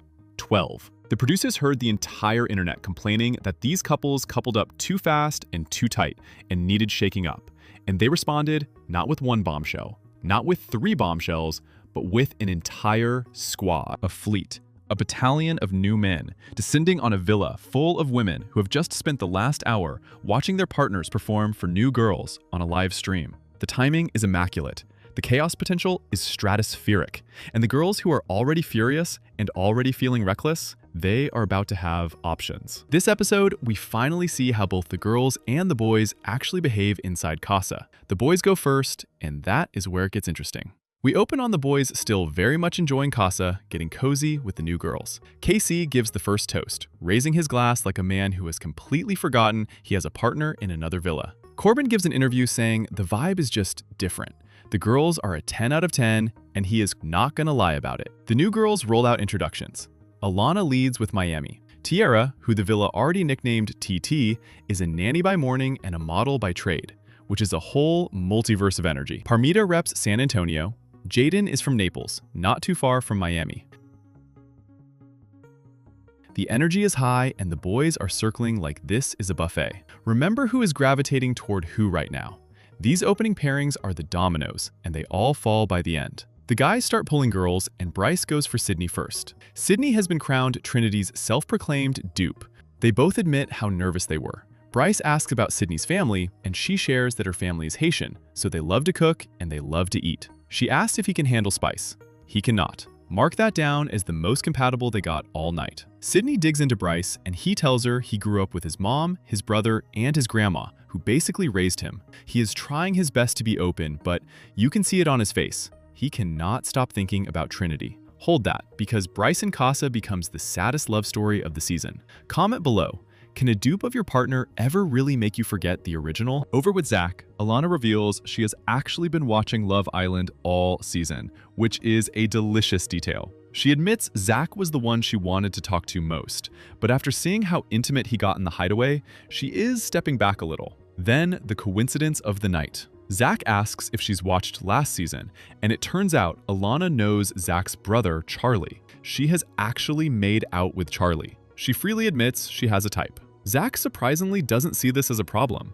Eskimo bros with your real bro? Okay, Zach. But here is where they click. They are both cat parents. Zach says in his interview that they have a vibe because of all the little commonalities, then asks the make-or-break question of any nerd courtship. Does she like Marvel? Of course she does. Zach declares himself, quote, cooked. Nerdy girl meets nerdy boy. Hold this Zach and Alana thread carefully, because it detonates later. And not in the way you think. Cut back to the villa, where Kata has decided she is the monster at the end of this fairy tale. With the calm of a woman who has already done the crime in her head, she announces that if Zach does anything physical with one of those new girls, she is going full Godzilla in the villa. I believe her. Fiji is not safe, and she has no idea yet just how much footage she is about to get mad about. Meanwhile, Trinity has officially soured on Casey and is actively encouraging Anaya to move on from him. He done f***ed around with your feelings for the last time, and I'm actually genuinely irritated as if it was. She's feeling some type of way about the comments Casey made to Bryce,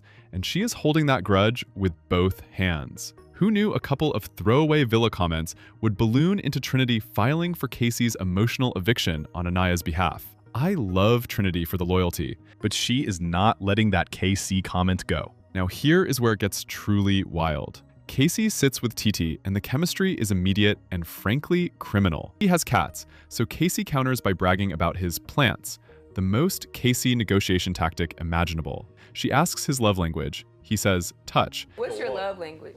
Physical touch, of course. Ooh. No, don't get yourself into something you don't.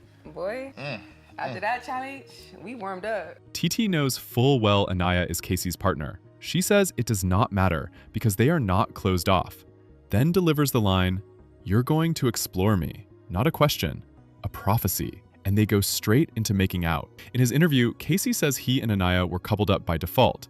But with Titi, it felt so natural, it just went fast, like they already knew each other. Titi smartly double-checks that he is really open. He confirms he is very open. This man is folding hard. Fitted sheet level folding, the kind nobody can do. He walked into Casa a question mark and turned himself into a full sentence about Titi in one conversation. And remember, Anaya saw this energy on the live stream, so when Casey swears she has no idea what he is up to, oh sweet summer Casey. Drop your thoughts. Is Casey a villain here, or is he just doing exactly what Casa was built to make him do? Now the boys lock down sleeping arrangements, and it is a clean sweep. Sincere asks Amora to share a bed. Corbin asks Jaden. Zach asks Alana. Bryce is with Sydney. Casey and Titi are obviously sharing, and Caleb is sharing with Parmita, sealed with a kiss. I have to pause for Caleb, because I am genuinely happy for him. After weeks of being the quiet background character, my man finally has a girl who is into him. Wholesome subplot I did not know I needed. Back at the villa, the girls are mad. As they should be. The Casa girls catch up, and TT is glowing about Casey and their kiss. It went well. My man. Alana shares the Charlie connection.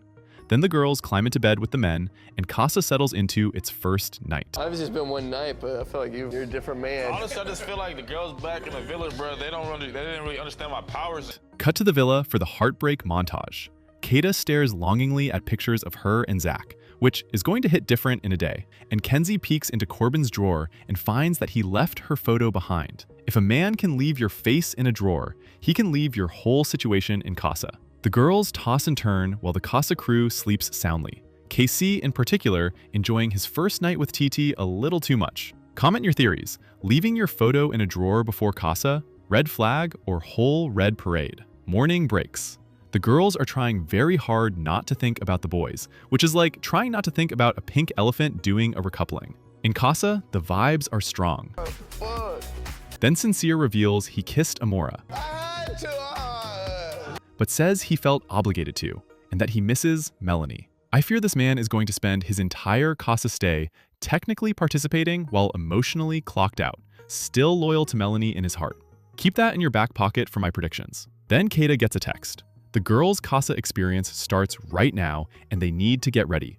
The tables are about to turn so hard, the villa might tip over. Quick check-in before the chaos. Parmita talks about Caleb and how happy she is that he held her all night. Jaden seems genuinely excited about Corbin, and in the villa, the girls cook for themselves, and Trinity is not happy with the menu. I'm not making pancakes, Bookie. What? Making eggs and sausages. What the fuck is eggs and sausage? I like my eggs with cheese, boo. She clearly misses her man's cooking. I love Trinity, a woman who can be heartbroken adjacent and still be demanding about her breakfast. But the calm in this kitchen is the calm before 12 men arrive on a boat. The boys at Casa, Zach, Caleb, and Corbin, have a little catch-up. Zach recounts the argument with Kata and decides he owes it to himself to explore. Corbin then reveals he is starting to see red flags with Kenzie. Now Corbin, now you are seeing red flags? There is a whole flag store. You walked past it for weeks. Discovering your partner's red flags only after a new girl is in your bed is a special kind of convenient vision. Back at the villa, Kenzie declares she is never talking to Corbin again. And listen, somebody set up a betting market because I do not believe for 1 second that never survives contact with reality. Let me know in the comments, when someone says they are never talking to an ex again, what is your over-under? In this villa, I am setting it at a day. Melanie talks about watching Sincere bite the new girl's lips and the way he looked at them. And instead of crumbling, she rises, telling the girls they owe it to themselves to explore properly, be present, and put themselves first. Meanwhile, in Casa, Sincere says he will give the new girls the same chance he gave Soul, but he still cannot help thinking about Melanie. These two are running parallel storylines of pretending to move on while secretly attached at the soul. But one of the boys is about to say something so confidently wrong that I cannot wait for it to come back and bite him. Casey says Anaya is a question mark, that he does not know what she is doing back in the villa. Fair enough. But then, Sincere chimes in with the single most incorrect sentence uttered this season. Yeah, but she doesn't know what we're doing.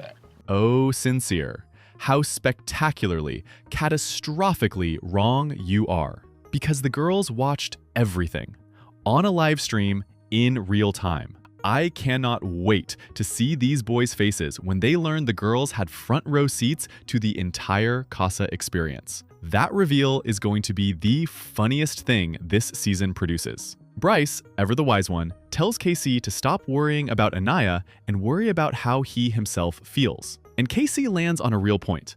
If he talks himself out of exploring just because of Anaya, he is only sabotaging himself again. The boys tell him to test himself while he is here. And honestly, 100% agree.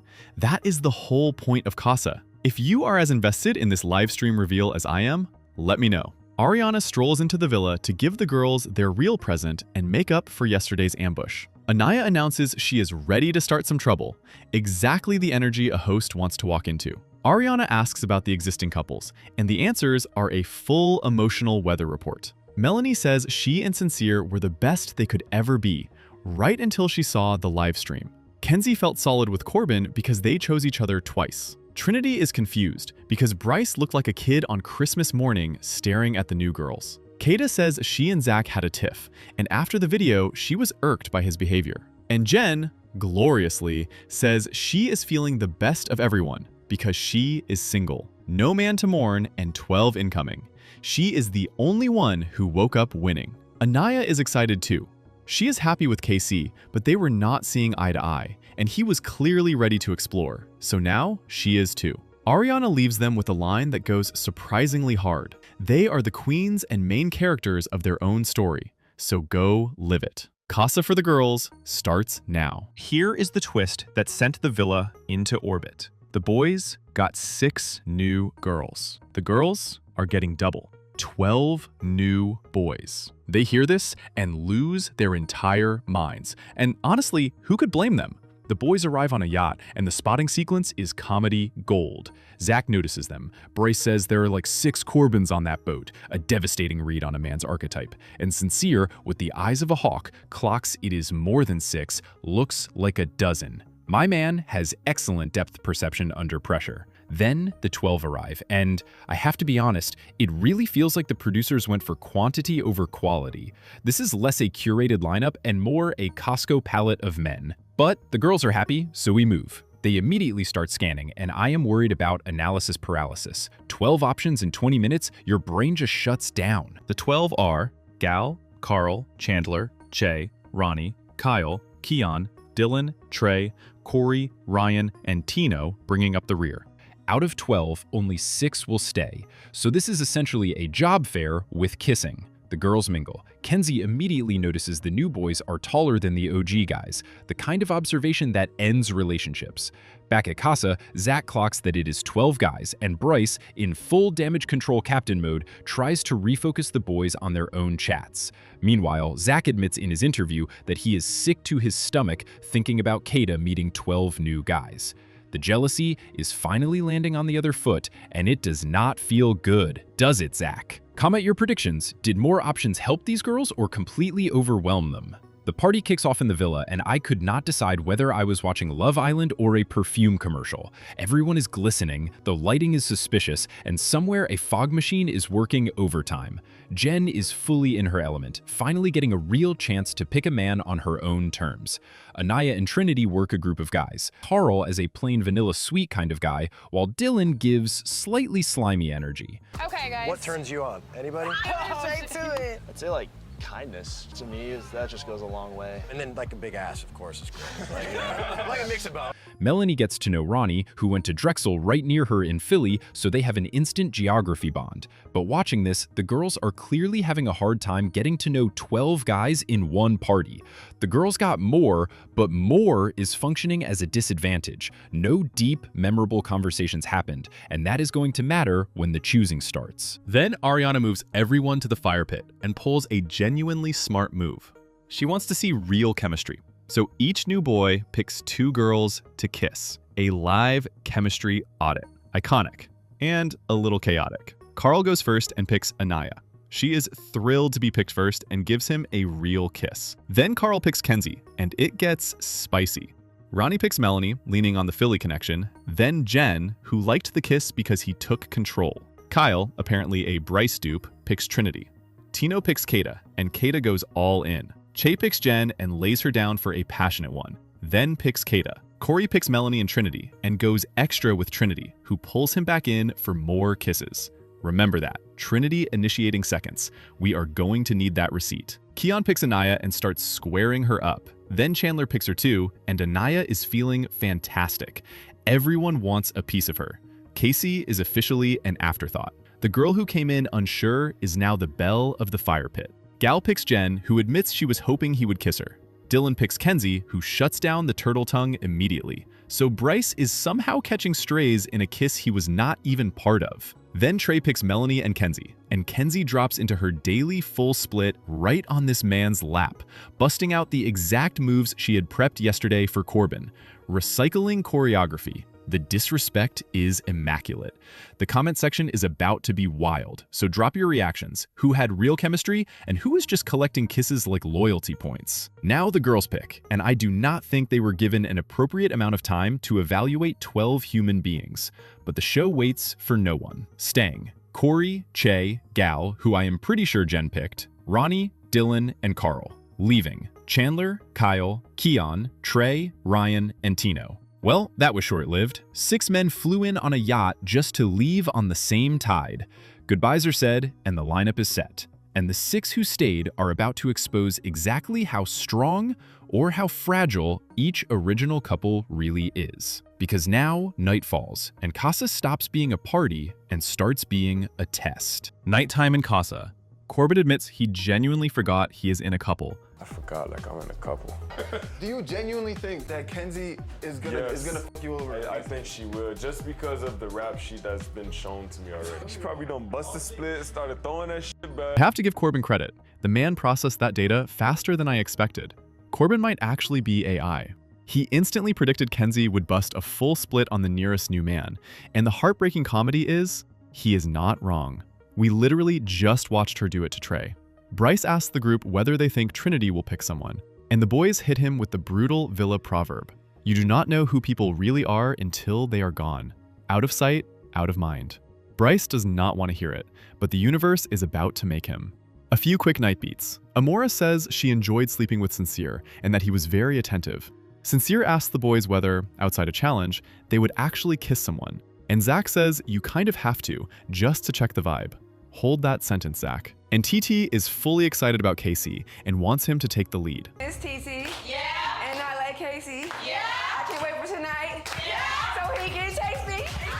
Then we cut to the girls, and Anaya immediately says she misses her man, and that she knows he is not thinking about her. She is not wrong. Trinity is right there trying to talk sense into her, because Trinity is still furious at Casey. Her vendetta against Casey is becoming one of my favorite running storylines. The new boys are buzzing. It is officially chat o'clock. Here's a curveball. Instead of pulling a fresh new boy, Melanie pulls Anaya, and the two basically form a support group because they say the same thing. 3, 2, 1, I miss my man! Neither is feeling a single one of these new Casa boys. Melanie says she likes the experience, but she and Sincere were good before he left for Casa. She seems mellow about it, over it. Anaya misses KC and wants to put herself first and indulge, but she cannot bring herself to do it. In her interview, she says that because of the video, she wants to prioritize herself and explore Carl. But you know, this girl is not forgetting KC. For now, she is admiring Carl from across the villa, like he is a painting in a museum. But the moment Anaya actually talks to Carl is the moment her whole storyline flips. Kata takes Che into the speakeasy. He opens with her background, noting she is from New Hampshire, but clearly not the typical New Hampshire person. Kata shares she is part Russian and part Haitian. Che is part Indian and part white, with a blonde, blue-eyed mom. He asks about their kiss, and she says it was perfect. But here is the tell. In her interview, Kata admits Zach has not left her mind since she saw the video. So even as she tells Che he is her type and asks him to share a bed, her whole heart is in the other villa. The strongest move with the saddest motivation. And the next conversation is the one I have to handle carefully, because it's spilled off the screen and into real life. Zach pulls Alana again. He admits things are good with Kata, so this feels weird, but he is excited to talk to her, even as he worries about the new guys back in Kata's villa. He asks about her background, and she shares she is an only child. She asks how many kids he wants. He says 3, she says 1 at the least, and 2 at the most. He asks where she wants to sleep. She says with him, and they share a kiss. Uh-oh, Zach, that kiss is going to bite you at movie night. I was actually surprised because I thought Zach might get to know Parmita, but since Caleb showed real interest in her, Zach seems gentleman enough to give his friend first go. Now I have to step out of the villa and into the real world because there is a serious off-screen story attached to Alana that you have probably already seen trending. Within hours of her Casa debut airing, internet detectives surfaced old clips and screenshots that allegedly show Alana using a racial slur. Alana is already facing backlash after racist resurfaced video of her singing along to an offensive slur.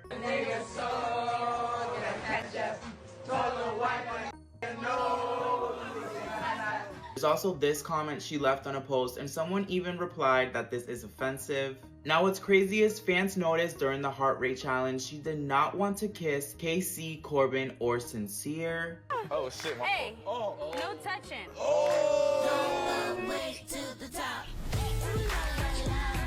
That's all you're getting. That's all you're getting. You can get a little shake.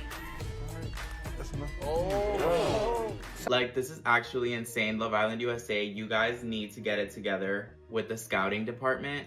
I mean, We All Have a Santa got removed before the show even aired, and the fact that they already have another Casa girl with the same history is insane. Now, do you think the show is gonna overlook this, or will she be the next out the villa? To be clear and fair, these clips are blurry and have not been independently verified. And a friend of hers has even come forward suggesting they could be fake or AI manipulated. Not Alana's best friend coming to her defense and blaming AI. How original.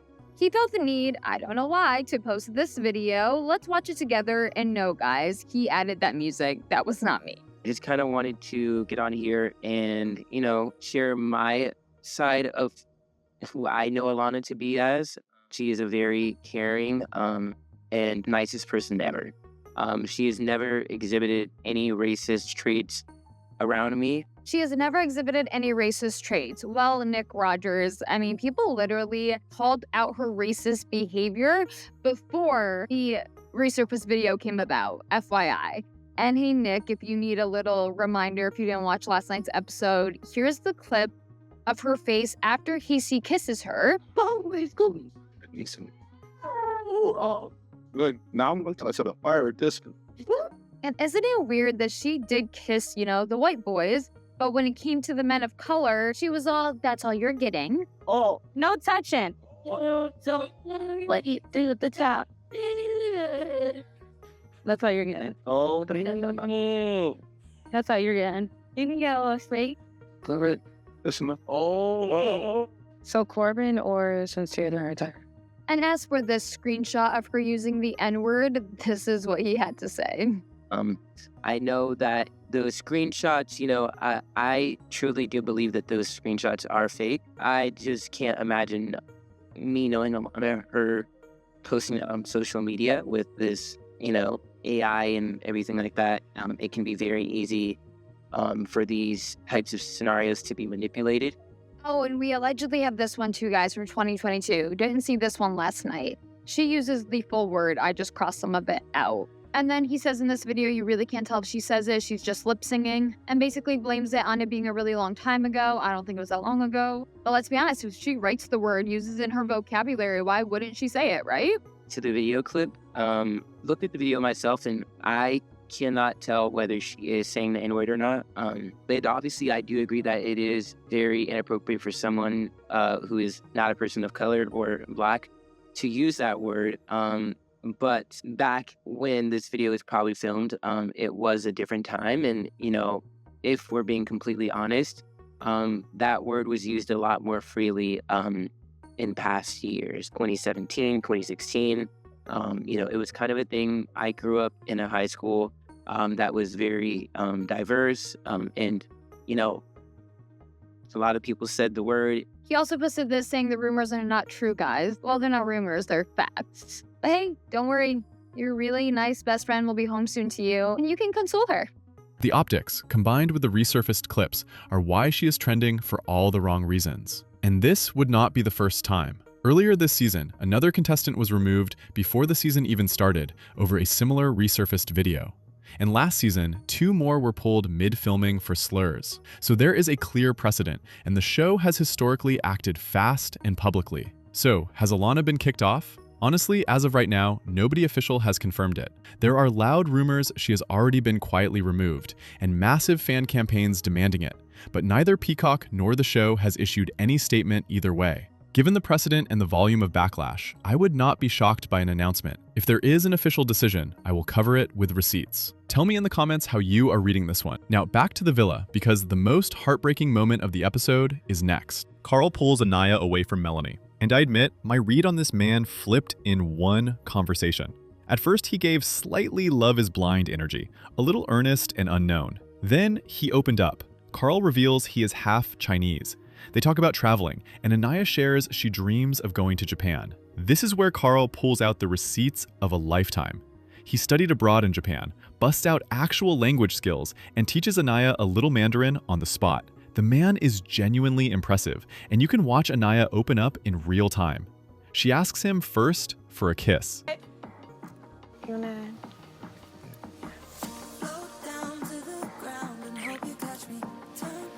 Carl is thrilled he picked her, and Anaya says she is only seeing green flags. Okay, Carl. She asks him to sleep in her bed, and they go in for more kisses. Do you want to sleep in the bed with me? Yeah. You do? I would love to. Okay, perfect. I'm glad. Then, Carl delivers the closing line of a man who came to win. He can cook eggs exactly how she likes them, because his mom raises chickens. Anaya, did we hit a jackpot? A multilingual, well-traveled, fresh egg-having green flag? I was skeptical about Carl at first, but that was an overwhelmingly positive turn, which also means Anya is now going to be tested for real. It is a lot easier to miss your man when nobody good is in front of you. Carl just made it complicated. Comment below, is Carl the real deal or peaking too early? Corey pulls Trinity, and they immediately find common ground. She asks about his interests. He says fashion, and you know Trinity lives and breathes fashion. In her interview, Trinity admits she loves her connection with Bryce, but she likes the vibe of Corey. That little word "but" is doing a heroic amount of work, and it is about to do more. Because while Trinity is vibing with a fashionable new man, her actual partner is across the way falling apart over her, and the producers know it. Bryce and Sincere peer back toward the home villa, both missing their girls, but Bryce is in a different category of suffering. He is not feeling a spark with any of the new girls. His jokes, which landed so perfectly with Trinity, are not hitting with Alana at all. I was talking to Alana, and like I made a joke, and she was like, I don't get it. And I was like, Trinity would have died laughing at that. He did not even enjoy cuddling with Sydney. He is just pining for Trinity, and it is heartbreaking. And here is where the producers reveal themselves as monsters of the editing bay. Right as Bryce is at his most vulnerable, they cut to Trinity asking Corey to sleep together, the two bonding over how much they both love cuddling. Bryce keeps going, talking about how he and Trinity picked each other in that first challenge. That first day, in my mind, when I was like opening that door, like my choice was like Trinity. And then I opened it, she picked it. She was there. You know? And how nothing beats knowing the person you chose you back. Cut, again, to Trinity flirting with Corey. Sincere tells Bryce his feelings are completely valid, and Bryce starts crying in his interview. Trinity makes him feel special. Hers, we just make each other laugh like constantly. How should we do our picture? She gets his humor. That love letter she wrote hit him hard. She makes him feel like Trinity does make me feel like I'm enough.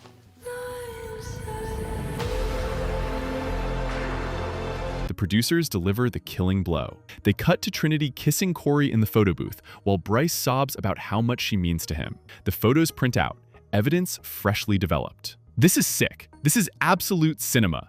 This is the kind of cross-cutting that wins awards and ruins relationships, and I am begging the universe that Bryce never finds those printed photos. Tell me I am not the only one whose heart cracked watching Bryce cry while Trinity kissed Corey. And just to make sure we cannot sleep, the previews tease that Casey and Corbin are taking this Casa experience all the way, fully moving on to new partners, Casey with Sydney and Corbin with Parmita. And Kenzie is getting to know Dylan, who, I am sorry, gives major F-boy vibes again, which means Kenzie may have a type, and it is the exact kind of guy she swore she did not want. The heart wants what it keeps getting hurt by.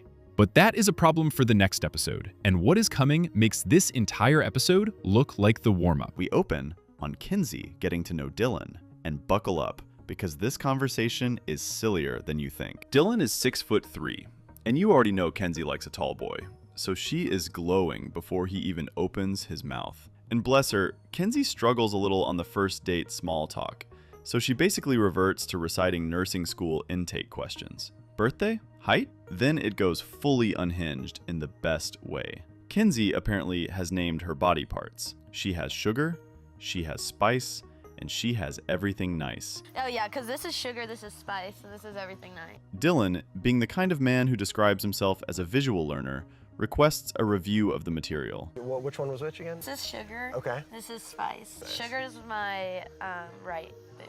Yeah, okay.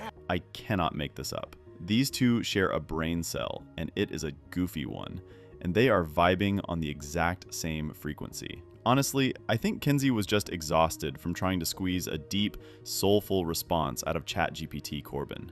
With Dylan, the goofiness lands, the energy bounces back, her aura is, in her words, getting stronger. Dylan tells her why he is here, and it is actually grounded. He is confident, he loves what he does for work, he loves where he lives, and he says now it feels like, well, shoot, I can add somebody to the equation and grow together. He is loving her eyes. She is loving his. And of course, they kiss. Our self-proclaimed not lustful Kenzie apparently does not consider sticking her tongue down a stranger's throat to be lust, because by my count, she is now sitting at 4 non-competition kisses. 4. The I am not a lustful person defense is doing Olympic-level gymnastics right now. Drop your thoughts below. Is a kiss outside a challenge still a freebie, Or are we counting these, Kenzie? Over with Corbin, he is getting to know Parmita, and he very generously announces he is going to let Caleb do his thing first.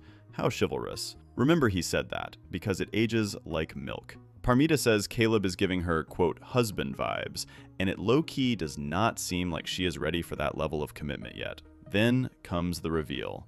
She and Corbin actually have history. She DM'd him on Instagram. No, You jog don't my remember memory. messaging me? They follow each other, and Corbin was the one who messaged her first, suggesting they work out together. That little detail jogs his memory entirely. She says she does want to work out together, shows off her muscles, and Corbin is absolutely loving it. Then she leans in and whispers the line that should be tattooed on this episode. I don't want to sound f***ing delusional. What if we get along so good? You met yesterday. She is already seeing the whole future. The house, the dog, the joint gym membership. In her interview, Parmita says she is allowing her connection with Corbin to grow because he is, essentially, the guy version of her. Corbin asks her to sleep in his bed tonight. She says no because she actually needs to sleep. He responds, "Oh, we're gonna be a problem." And then she goes in for the kiss anyway. And the comedy of it. They try to hide this kiss behind a pillow, which only makes it 10 times more obvious. A pillow has never fooled a single camera in the history of this show. And just like that, Corbin is stealing Caleb's girl. Again. My boy Caleb is now operating at aura level -10. He is collecting L's like they are Pokemon, and he is trying to catch them all. His losing streak somehow gets funnier from here. Casey is really taking the initiative to explore, and good for him, that is the assignment. He tells Sydney that the girls at Casa Amor have been his favorite part of Love Island so far, and that being with different women brings out different parts of you. Deep, almost a TED Talk. Casey asks what Sydney wants, and she keeps it simple. She wants a man, because she has been single for so long. Tall, sexy, muscular. Then she gets straight to the point and asks what kind of guy he is in the bedroom. Dominant, or in her words, a starfish. Casey says he likes to control the tempo, the music, the ambiance. He says, and I quote, the spirit of it, that he could put Family Guy on and still get it done. I could put Family Guy on and just... Because he is very vanilla. No crazy stuff, no toys. He tells her she is doing great, then asks her thoughts on exploring. Sydney says she wants to get a taste of everyone. Sample the menu. Casey reminds her that he is coupled with Anaya, for now, and admits he just wants to be wanted, and she assures him he is very much wanted here. So naturally, they kiss. Then he asks her to share beds. I think you should sleep in a bed with me tonight. And gives her a second kiss for good luck.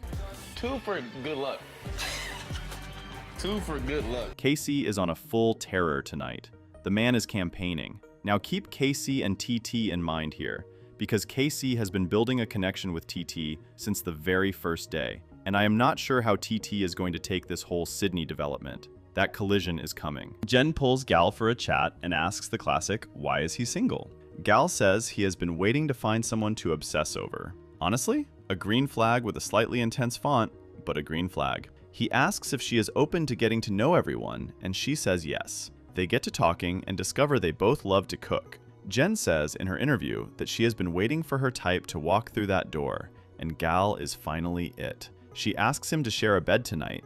He agrees, and they kiss. Jen is the only person in this entire franchise who walked into Casa with 0 baggage and is just winning. Stress-free, no man to mourn. Respect. Melanie is finally taking the time to get to know the boys, and she pulls Ronnie into the Soul Ties room. She asks if Ronnie was scared of what he saw of her on TV so far, and Ronnie, smoothly, describes her as a beware of dog sign, but says he loves dogs, so it is all good. Melanie counters that she is a cute dog, a misunderstood dog. Oh, Melanie. The self-awareness is genuinely adorable. Meanwhile, Amora is getting to know Sincere, and Sincere does what Sincere does best. Compliments her, hypes her up, lays it on thick. Back with Melanie and Ronnie, she is interrogating him like a detective with a suspect in the box. So tell me more about you. Longest relationship. His love language is quality time, and she loves that. This guy is giving me, let me cheat on this test using ChatGPT energy. Doesn't seem that genuine to me for some reason. Amora tells Sincere that he should put his own needs first, says she admires his emotional intelligence, that it is what attracted her. I really admire your emotional intelligence. What? Are you serious? He tells her he journals a lot. He is eating this entire conversation up with a spoon. And the part that scares me? Amora seems to have been vibing him from before she even arrived. That is a level of pre-planning that should concern us all. Then Ronnie tells Melanie what we have all been screaming at our screens. You could be doing a little bit better. What do you respectfully. mean? What do you mean? Explain that. That she could be doing so much better because she is so adorable, and she is eating it up too. She asks him to sleep in her bed. But the truly wild part, Amora notices a butterfly, says she has been asking the universe for a sign, and Sincere, of course, takes that butterfly as his personal invitation and goes in for the kiss. Of course he does. In his interview, Sincere says Amora is beautiful, and that Casa is going to be the test of his connections. This Casa Amor is like the biggest, the epitome of testing connection, the epitome. I think he meant epitome. And I have to call it now. I just know he is going to play Amora the exact same way he played Sol already. Sincere has not learned a single lesson. The whole Casa group comes back together, and the staging is brutal. Parmita is floating with Corbin hard, right next to Caleb. Caleb, ever the gracious loser, says may the best man win, and mutters that here we are again. I think you know it though. I think it's gonna be the same shit. Did you see my head back here? Whenever you Yeah. Holy sh**. May the best man. Here we are again. Here we are again. So sad. This man has the body language of someone watching his own car get towed. Caleb realizes this might go exactly like last time, and in his interview, he says he has seen this pattern before and it did not end well. So he will not be sitting in Peeta's back pocket. He will be exploring more himself. Sure you will, Caleb. Sure you will. Let us all pray Corbin does not steal that next one too. It is genuinely fascinating how two men this opposite have the exact same taste in women. KC pulls TT for a chat because he is locked in with Sydney tonight and he knows he has to address it. He checks her vibe, asks whether she is exploring with other guys, and T says she knows what she wants and she is locked in on him. He asks whether she is open to sleeping with other guys. She says no. Then she asks who he wants to sleep with tonight, and KC says Sydney. Sydney. What, bro? And the temperature drops. He asks why they are arguing, says she hates to argue, says it feels like they are having a disagreement. Why are we arguing? I just feel like we're having a disagreement right now and you're not understanding my side. KC is reliving his entire emotional roller coaster with Anaya in real time. You can see it in his eyes. And TT looks like she is about to have a full panic attack. I feel like Do what you want to do. Man. I don't give a damn. But All right. If that's what you want to do. okay, never mind. She reluctantly understands that KC has to explore, and she passive-aggressively accepts what she very much does not accept. In her interview, he is confused. She says their conversations are natural, the connection is there, the energy is there, but maybe she is tripping. Maybe he was just buttering her up to pop her bubble. And I have to be honest with you, this is giving me Anaya emotional roller coaster energy, but somehow more intense, and it is low-key scaring me. I fear KC might have a type. Does this man actually, secretly, enjoy a girl who will go a little crazy over him? Sit with that question for a second. Jen catches up with Kata and Trinity, and she is on cloud 9 because Gal is just her type, and she shares that they kissed. Kata thinks Che is the whole package, but she did not kiss him. Why? Because Kata is scared that Zach is not kissing other girls back at Casa, so she is holding back out of loyalty, and she has no idea what is actually going on over there. None. Trinity brings up that she and Zach went to the hideaway, and that Zach cherishes that, so surely he would not throw it away. Then Trinity admits her chat with Corey was good, that they actually made out in the photo booth, and she feels so bad about it. In her interview, she likes Corey, but it is hard because she has real feelings for Bryce. She is trying to be open, but in the back of her mind, she really wants to be with Bryce. She says she feels like a piece of shit for kissing Corey. Jen, being a good friend, tells her to give everything a chance and just give it time. Time will tell. And I agree. Caleb takes precautionary measures and pulls Jaden to share beds because the man has the single worst losing record in Casa history and is taking no chances. And thankfully, she is down. The producers are barely showing us Caleb at this point because the man is giving them nothing to work with.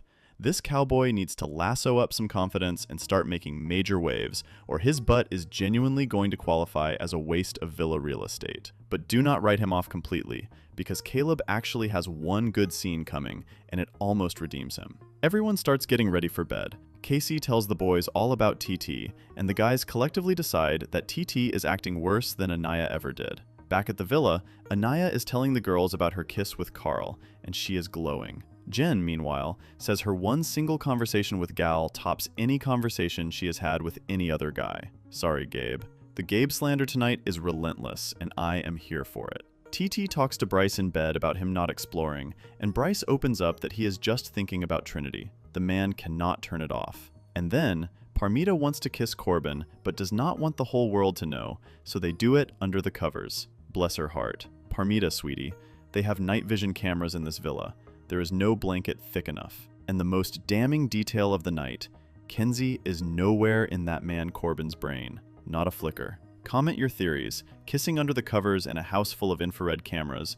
Brave or just delulu? Morning breaks. Corey announces he is going to pull Melanie for a chat today, so circle that. It is the entire back half of this episode. Meanwhile, Dylan is in the kitchen struggling to make heart-shaped pancakes that come out looking distinctly like L's, and he drops a line so wise I had to write it down. It's not about the L's you take in life. It's about the W's that you turn them into. It is not about the L's you take in life. It is about the W's you turn them into. Dylan, the himbo philosopher, is genuinely thriving. Somebody put that on a mug. Over with the girls, they are grilling Parmita about whether she was making out last night, and she is a bold-faced liar, denying the whole thing. I wasn't making out. Parmita, the cameras saw the covers move. We all saw the covers move. Then Corbin, sensing the lust levels rising, tells the guys they cannot move the way they moved in the villa, all closed off. They have to actually explore. The new boys make the girls breakfast, and Che forgets Kata's apples and ketchup, which, side note, is a wild combination, but love is love. Casey, Sincere, and Zach are gazing toward the villa, and Casey wonders aloud if the OG girls are stressing as hard over there as the boys are. Zach says absolutely not, because those girls have good-looking guys all over them. He is correct, by the way, but he does not know how correct. Then Casey reveals the truth. He is more physically attracted to TT, and he barely even cuddled with Sydney that night. He explored, and now he knows for certain that Sydney is not what he wants. Useful data, honestly. Zach gets vulnerable and admits he has not cuddled Alana at all, and he is scared to lead her on because he does not want a repeat of the T situation. He says that while he was kissing Alana, Kata was on his mind, and it felt wrong. I'm not gonna lie, bro. When I was kissing her, Kata was on my mind. But that's natural. I know that feeling. Oh, please, Sincere. You were not thinking of Melanie in the slightest when you were kissing Amora. Be so serious. In his interview, Zach says they came in hot and heavy, but he has been feeling a lot about Kata. He is clearly struggling with the fact that he knows he should be exploring, but he cannot get Kata off his mind. And little does he know, his girl is having the exact same thoughts back at the villa, holding back kisses out of loyalty to him. These two are running the same heartbreak in two different houses. Here is my favorite little detail, though. Bryce did not confide in Zach about his feelings for Trinity, and Zach did not confide in Bryce about his feelings for Kata, even though they were side by side in the villa for weeks. Did this iconic bromance hit a stumble at Casa? Are they out here finding other dudes to emotionally confide in? I am joking. Mostly. Now here is where it gets truly good. Melanie is getting to know Corey, and Corey comes in with a strategy. He reveals that from the very start of the show, she has been at the top of his list. He tells her there is a certain type of man who can be with a powerful woman like her, a respectful one, and that it is only a small percentage of men who can actually handle her. It's a small percentage of men that are more dominant than him. You feel me? You think that's you? Yeah. I've been saying it from the jump, I swear. And then he drops the bomb. Corey looks at Melanie and tells her, flat out, that she has not been sharing the bed with the right person. You don't think I'm in a bed with the right person? I'm not gonna speak too much on that. Don't say too much, just say enough. Again, I think there's a specific type of person that can be with someone like you. I don't think that you're with that type of person. He is bold-faced calling out Sincere to her face. She wants the tea. In her interview, Melanie is impressed and says, "You think you can handle me? That's hot." She loved every second of it. She asks Corey to pull her again tonight. And just like that, a brand new bombshell has done in one conversation what the entire villa has been trying to do for weeks: plant a seed of doubt about Sincere. The payoff on this lands at the very end. Drop your hot takes below. Is Corey genuinely looking out for Melanie? Or is calling out the competition just smooth bombshell gameplay? Kata continues her chat with Che, who tells her he likes seeing her eyes in the daylight. Smooth. Kata gets straight to vetting him. She asks if he wants a relationship. He says yes. She is trying to figure out if he is here for the right reasons, and Che assures her he is not trying to blow up on social media because, get this, he does not even have social media. He says he is here for love. He knew from day one that he wanted to pursue her, if she is open to it, and she says she is open. He asks for a kiss, and Kata says not yet. Maybe tonight. She does not want to be quick about anything, and Che respects it completely. In her interview, Kata says Che is fine as fudge, but she wants to make absolutely sure she is right about him before she kisses him. Che, meanwhile, says he is trying to pay attention to her, but her eyes keep distracting him because they are so beautiful. TT catches up with KC after her blow-up the night before, and she opens with, You think I'm crazy? You think I'm crazy? No, I don't think You think I'm crazy. It's okay. No, I don't think. She apologizes, says her emotions are too much, that she was trying to fight it, but she likes him, and she got thrown off. And there it is. Question answered. KC does have a type, and it is exactly this. The girl who unravels over him a little. The evidence is now overwhelming. KC calms her down, and then lets her know that right now, she is his favorite. But he is going to continue to explore, because he owes it to himself. A diplomatically devastating sentence. If you think KC is repeating his exact same Anaya cycle with a new face, let me know in the comments, because I cannot be the only one seeing it. Melanie, Anaya, and Trinity catch up, and this conversation has layers. Trinity goes first, saying Corey is amazing, but she does not have a real connection with him.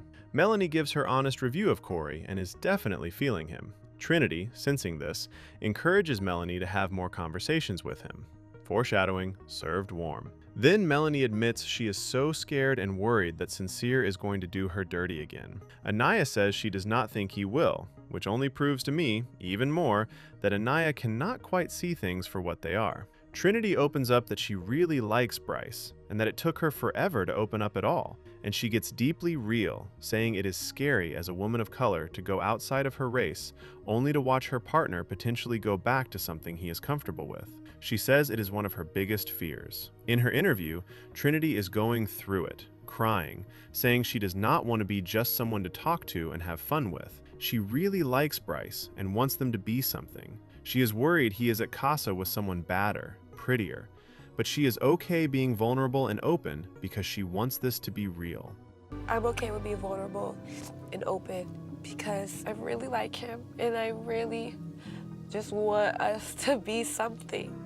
And then Anaya says the experience is supposed to be uncomfortable, that indulging is exactly what they are supposed to be doing, which is wild because in her own mind, that logic somehow does not apply to KC. Interesting how the rules bend when it is your own man. We will see how that holds up. Now my boy Caleb attempts to step up his game, and he talks to Jaden. And, plot twist, she actually vibes with him. They discover they have similar views. They are both more monogamous, both like to focus on one person, and neither is comfortable exploring multiple people at once. Caleb admits it is hard for him because whenever he likes a girl, he wants to go after only her. Jaden says she is the exact same way, though she clarifies she is not going to stop any guy from exploring.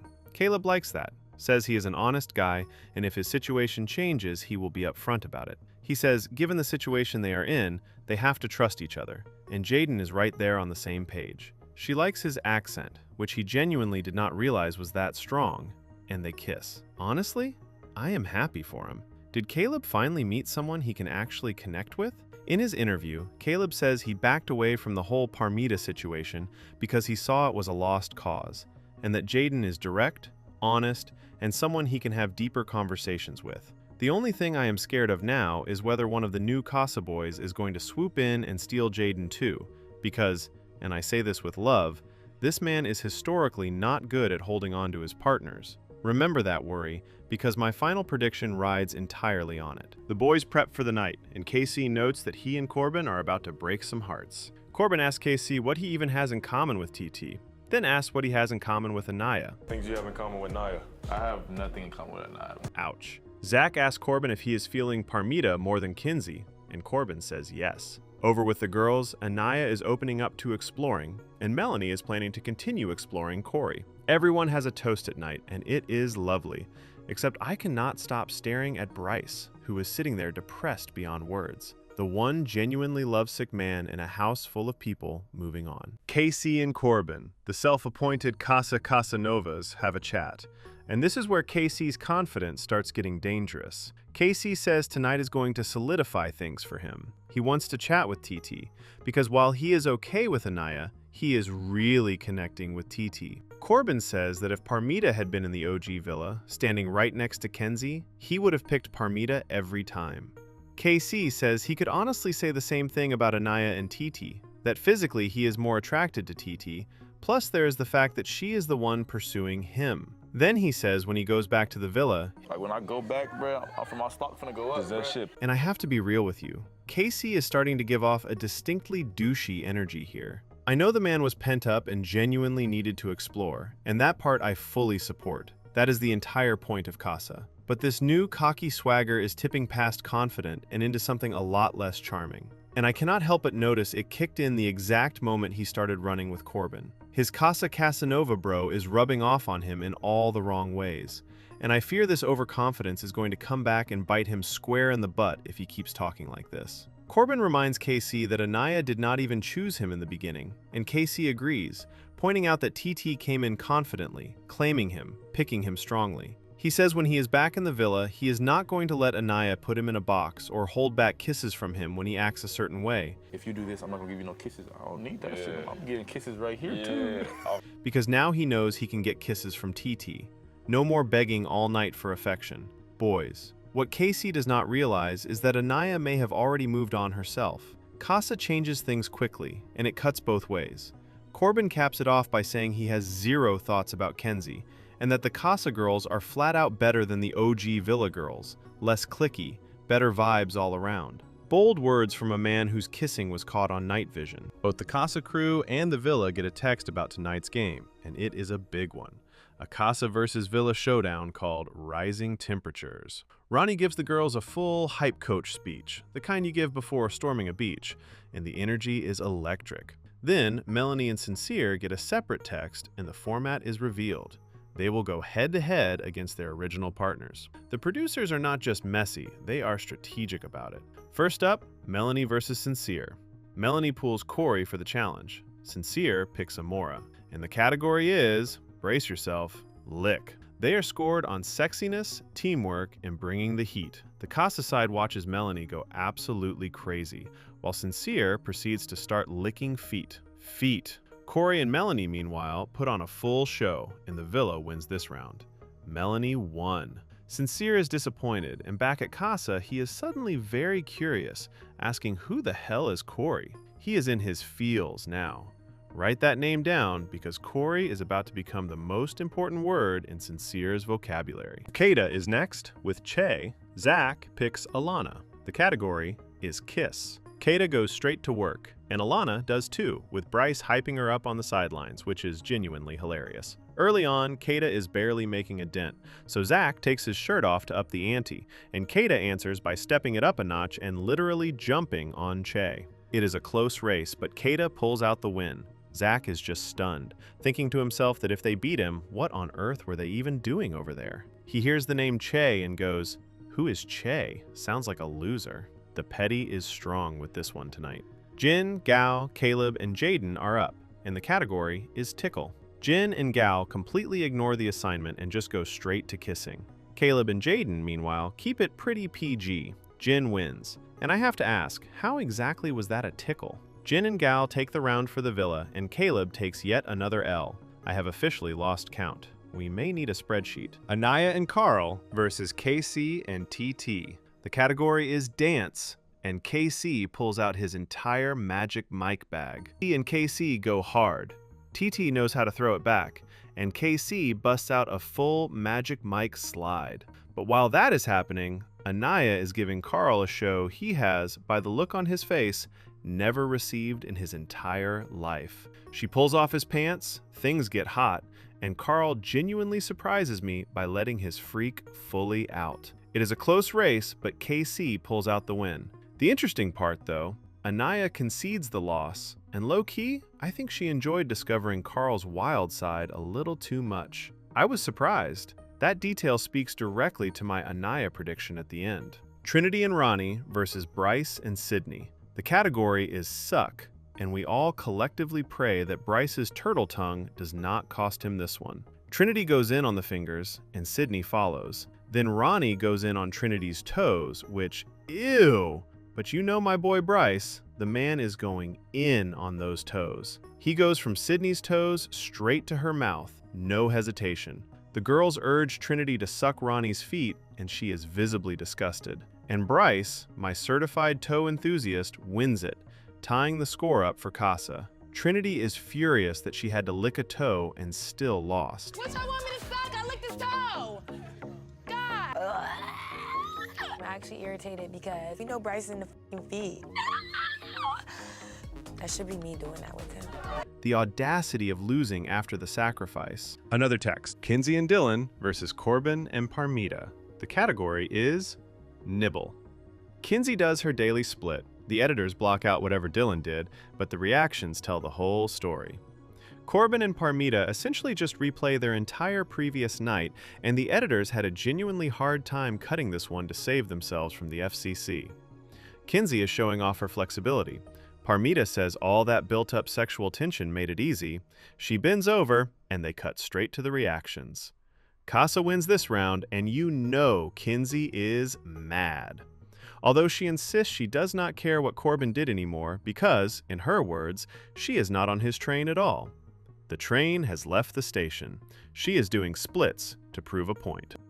It is a tie. So everyone gathers in the center for a freestyle free-for-all, and this is where the episode loses its entire mind. Melanie and Kata are kissing. Holy moly, this is genuinely insane. It is giving Eyes Wide Shut Island Edition. Jaden, Caleb, and TT do a three-way kiss. It is a mess in the most cinematic sense. Melanie is low-key switching teams entirely because she is on the girls more than the guys at this point. There are legs and appendages everywhere. Total chaos. And in the end, the villa wins it all. Tell me I am not the only one who needed to sit down after that segment. Trinity and Corey catch up after the challenge, and Trinity, to her credit, is honest. She says she likes what they have going on, but her heart is not 100% in it, and she does not want to lead him on. Corey appreciates her honesty and says he thinks she is amazing. Then Trinity does the most generous thing. She tells Corey she wants him to have good chats with Melanie. She is actively pushing him to pursue her friend. Trinity, I love you, girl. That is real friendship. Handing your situationship a referral to your bestie. And just like that, Corey now has a clear, fully open lane to explore Melanie, which is exactly where this whole night has been heading. Corey immediately goes to talk to Melanie. They are in the speakeasy, and Corey is actually a little nervous, which is charming. Melanie points out that they literally just met, and yet she is already sucking, in her words, all over him. She knew he would match her freak. Corey says he is super interested in her, that he wants to keep exploring, and that he genuinely thinks they could have a go at this. Melanie loves his energy and says he is her #1 out of all the current bombshells, that he is absolutely someone she would have explored. She asks him to sleep with her tonight. And honestly, watching Melanie here, you can see how much she has grown from her lonely nights back in Soul Ties. Glow-up energy. Cut to Sincere and Amora getting close, and Sincere runs the exact same tactics, getting this girl fully googly-eyed over him. She is eating up every word. And notice the count. This is now girl number 3 getting the identical treatment Soul got. The man does not have a playbook. He has a single page, and he just keeps photocopying it. Now, this is the part the whole episode title is built around. Corey brings up Sincere to Melanie directly, telling her there are a lot of things about him that she does not see. And Melanie says something important. He is not the only one who has said that to her. In her interview, she admits that hearing it hurts her heart. She is starting to wonder, if she continues with Sincere, is she just going to be stupid and get played all over again? Meanwhile, Sincere is over with Amora, letting her know that he does have a connection, but that he wants to explore, let his guard down, and explore freely. Amora says in her interview that her chat with Sincere was the best part of her whole night, and how much she likes the connection they have made. The irony of these two scenes playing back to back is doing all the work for me. Corey makes his final case to Melanie. He tells her there is better out there for her, and that he is that better. He says she deserves the experience of exploring more, and asks her to give him the time to see what this could actually be. And over on the other side of the house, Amora tells Sincere she knows the situation he is in is not easy, and that she is looking forward to continuing to get to know him. She is making it tough on him in the best way, and they share a passionate kiss. So, the final scoreboard of the night. Melanie continues to have deep conversations with Corey, laughing it up, genuinely lit up. And Sincere? Sincere is the one giving full couple vibes with Amora right now. The man who Melanie is terrified will betray her is, at this very moment, the one playing house with someone new, while Melanie is being told the truth by a man with nothing to gain but her. The poetry of it is almost too perfect. If you are as invested in whether Melanie finally sees the light as I am, tell me in the comments, because my prediction on this one is going to be controversial. All right, crystal ball out, because I have been processing this entire mess all day. First, KC. He is clearly feeling more than Anaya. More appreciated, more pursued, more wanted, and he is getting obnoxiously cocky about it. The kind of douchey swagger that has Corbin's fingerprints all over it. I am glad he explored and figured this out. That is the whole point of Casa. But I fear TT, with the way she blows up the second he wants to explore, is just the same exact cycle he ran with Anaya, only with a new face on it. And I am dying to know how he feels when he walks back in and sees Anaya coupled up with Carl. Because she went from missing her man to only talking about Carl, glowing in record time. The way she went in on Carl during that challenge, that woman is having a little too much fun teaching the boys some brand new tricks. Casey's stock may not rise the way he thinks it will. Second, Corbin and Kinsey. Yes, both of them are clearly done, but you just know Kinsey is going to try to paint Corbin as the villain when he returns, that she is going to try to outcast both him and Parmita the second they are back in the villa. She is not the type to just let that slide. She is going to be petty about it, and she is going to do her splits while being so. Mark my words. Third, Melanie. She is now hearing from multiple people that Sincere is, in fact, deeply insincere, and I genuinely hope she takes it to heart and finally sees how dishonest he has been. But honestly, if I were a betting man, I would not put a single dollar on it. You just know that the moment Sincere comes back and pulls the same moves on her that he has basically already pulled on Sol and now Amora, she is going to come crawling right back to him. If she surprises me and actually gives Corey a true, real chance, then I will know for certain that she has genuinely matured and grown from this whole experience. I want to be wrong here, I just do not think I am. And finally, Caleb. My boy Caleb. Honestly, I feel like casting forgot to ask him whether he was actually capable of exploring, which is, the entire premise of this show. I think they completely missed the mark on that question with both Caleb and Jaden. But, and this is a real but, if those two stay locked in, and Jaden does not get stolen out from under him by one of the new bombshell boys, then he may actually have hope. Because I do not think this man can survive taking a single L more. The Caleb redemption arc is hanging by a thread, and that thread is named Jaden. If you made it all the way here, you are officially part of the Hot Tea Drop family, and I appreciate every single one of you. So tell me below, is Casey about to get humbled? Will Melanie actually choose Corey over Sincere? And does Caleb finally catch a break? I am reading every single comment. Smash that like button, tap that hype button, subscribe if you have not already, and I will see you in the very next one, because this Casa Amor is nowhere near finished. Spilling the tea, one drop at a time. Until next time.